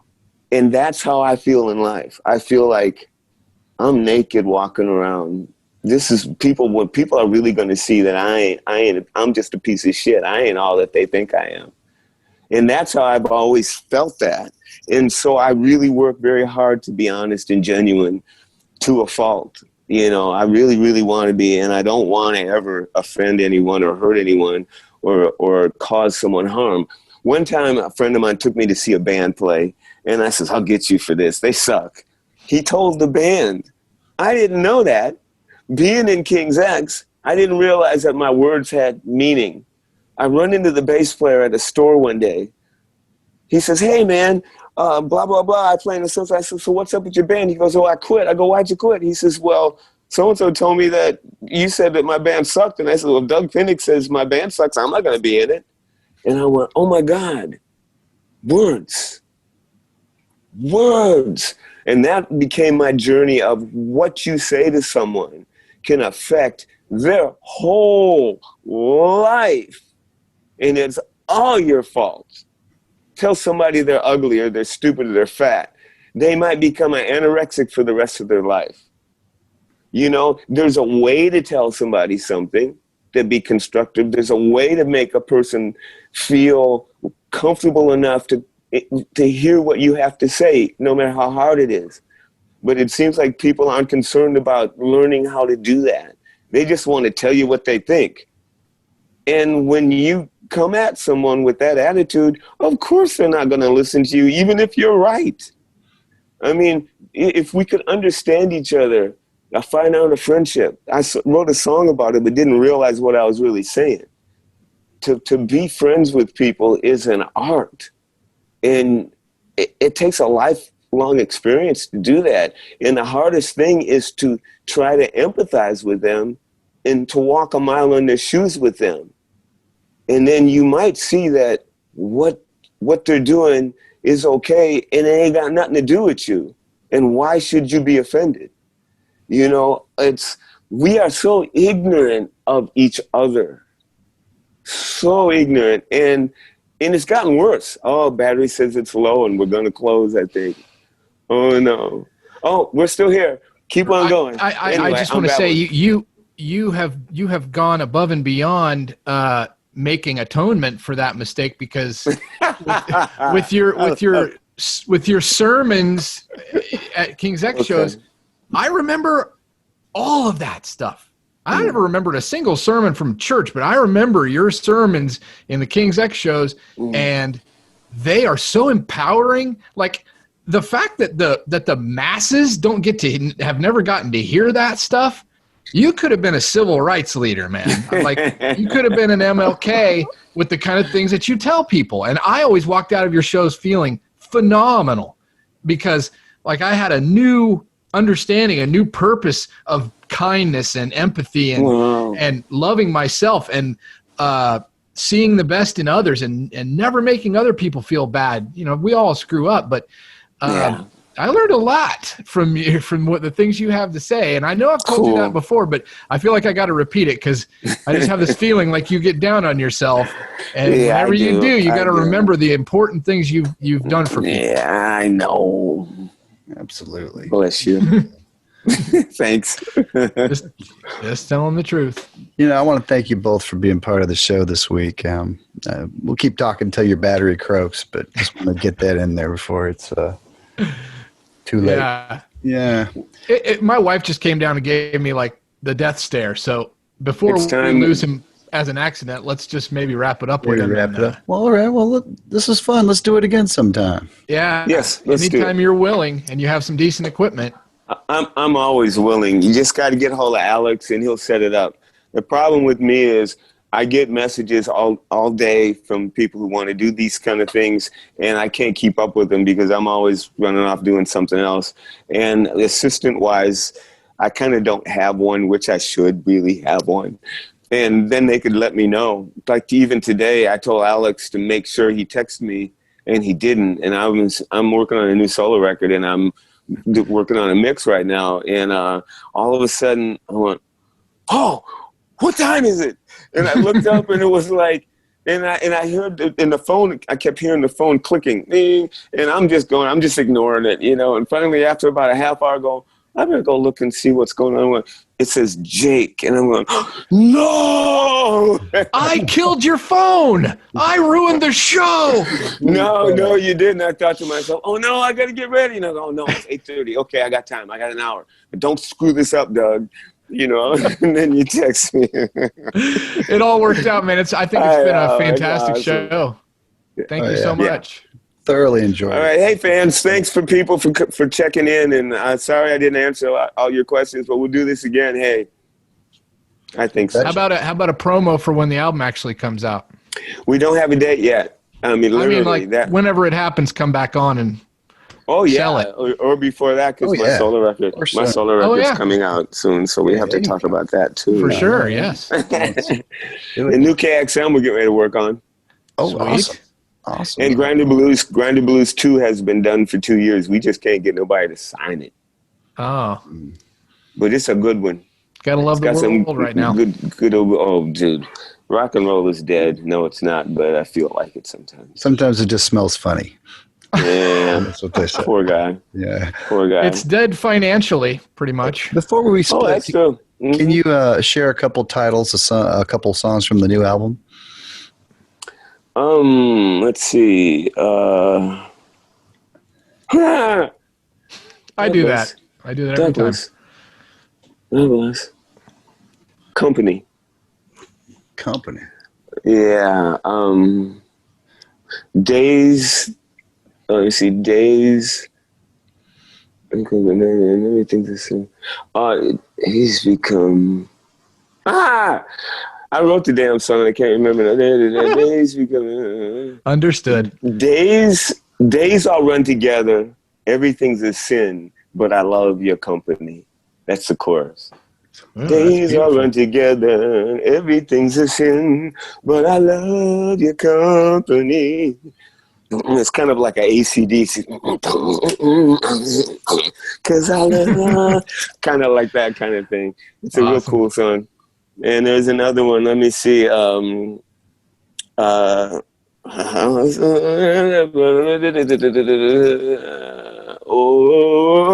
give it up. I'm never gonna give it up until the lights go out. What's my biggest fear? I might not like what's over there. I'm gonna stick around until they put me under. I am is all I know. Ride it out until it's over. Whoa, get it up. Right on. Yeah. You have to. Just because it's dead doesn't mean we stop doing it. Right. So those are some words in some of the songs, you know. Oh, well, thank you for sharing. Yeah. Looking forward to thanks. that. Well, Doug, I love you, brother. You know that. I love you too. And thanks. Thank you so much. Great to meet you. Beep, beep, beep. Okay, next time we'll talk. All right, man. Continued. All right, y'all. Okay. Have a good night. See you next week. Be safe. All right. Okay. Thank you, Jake. Talk to you soon, brother.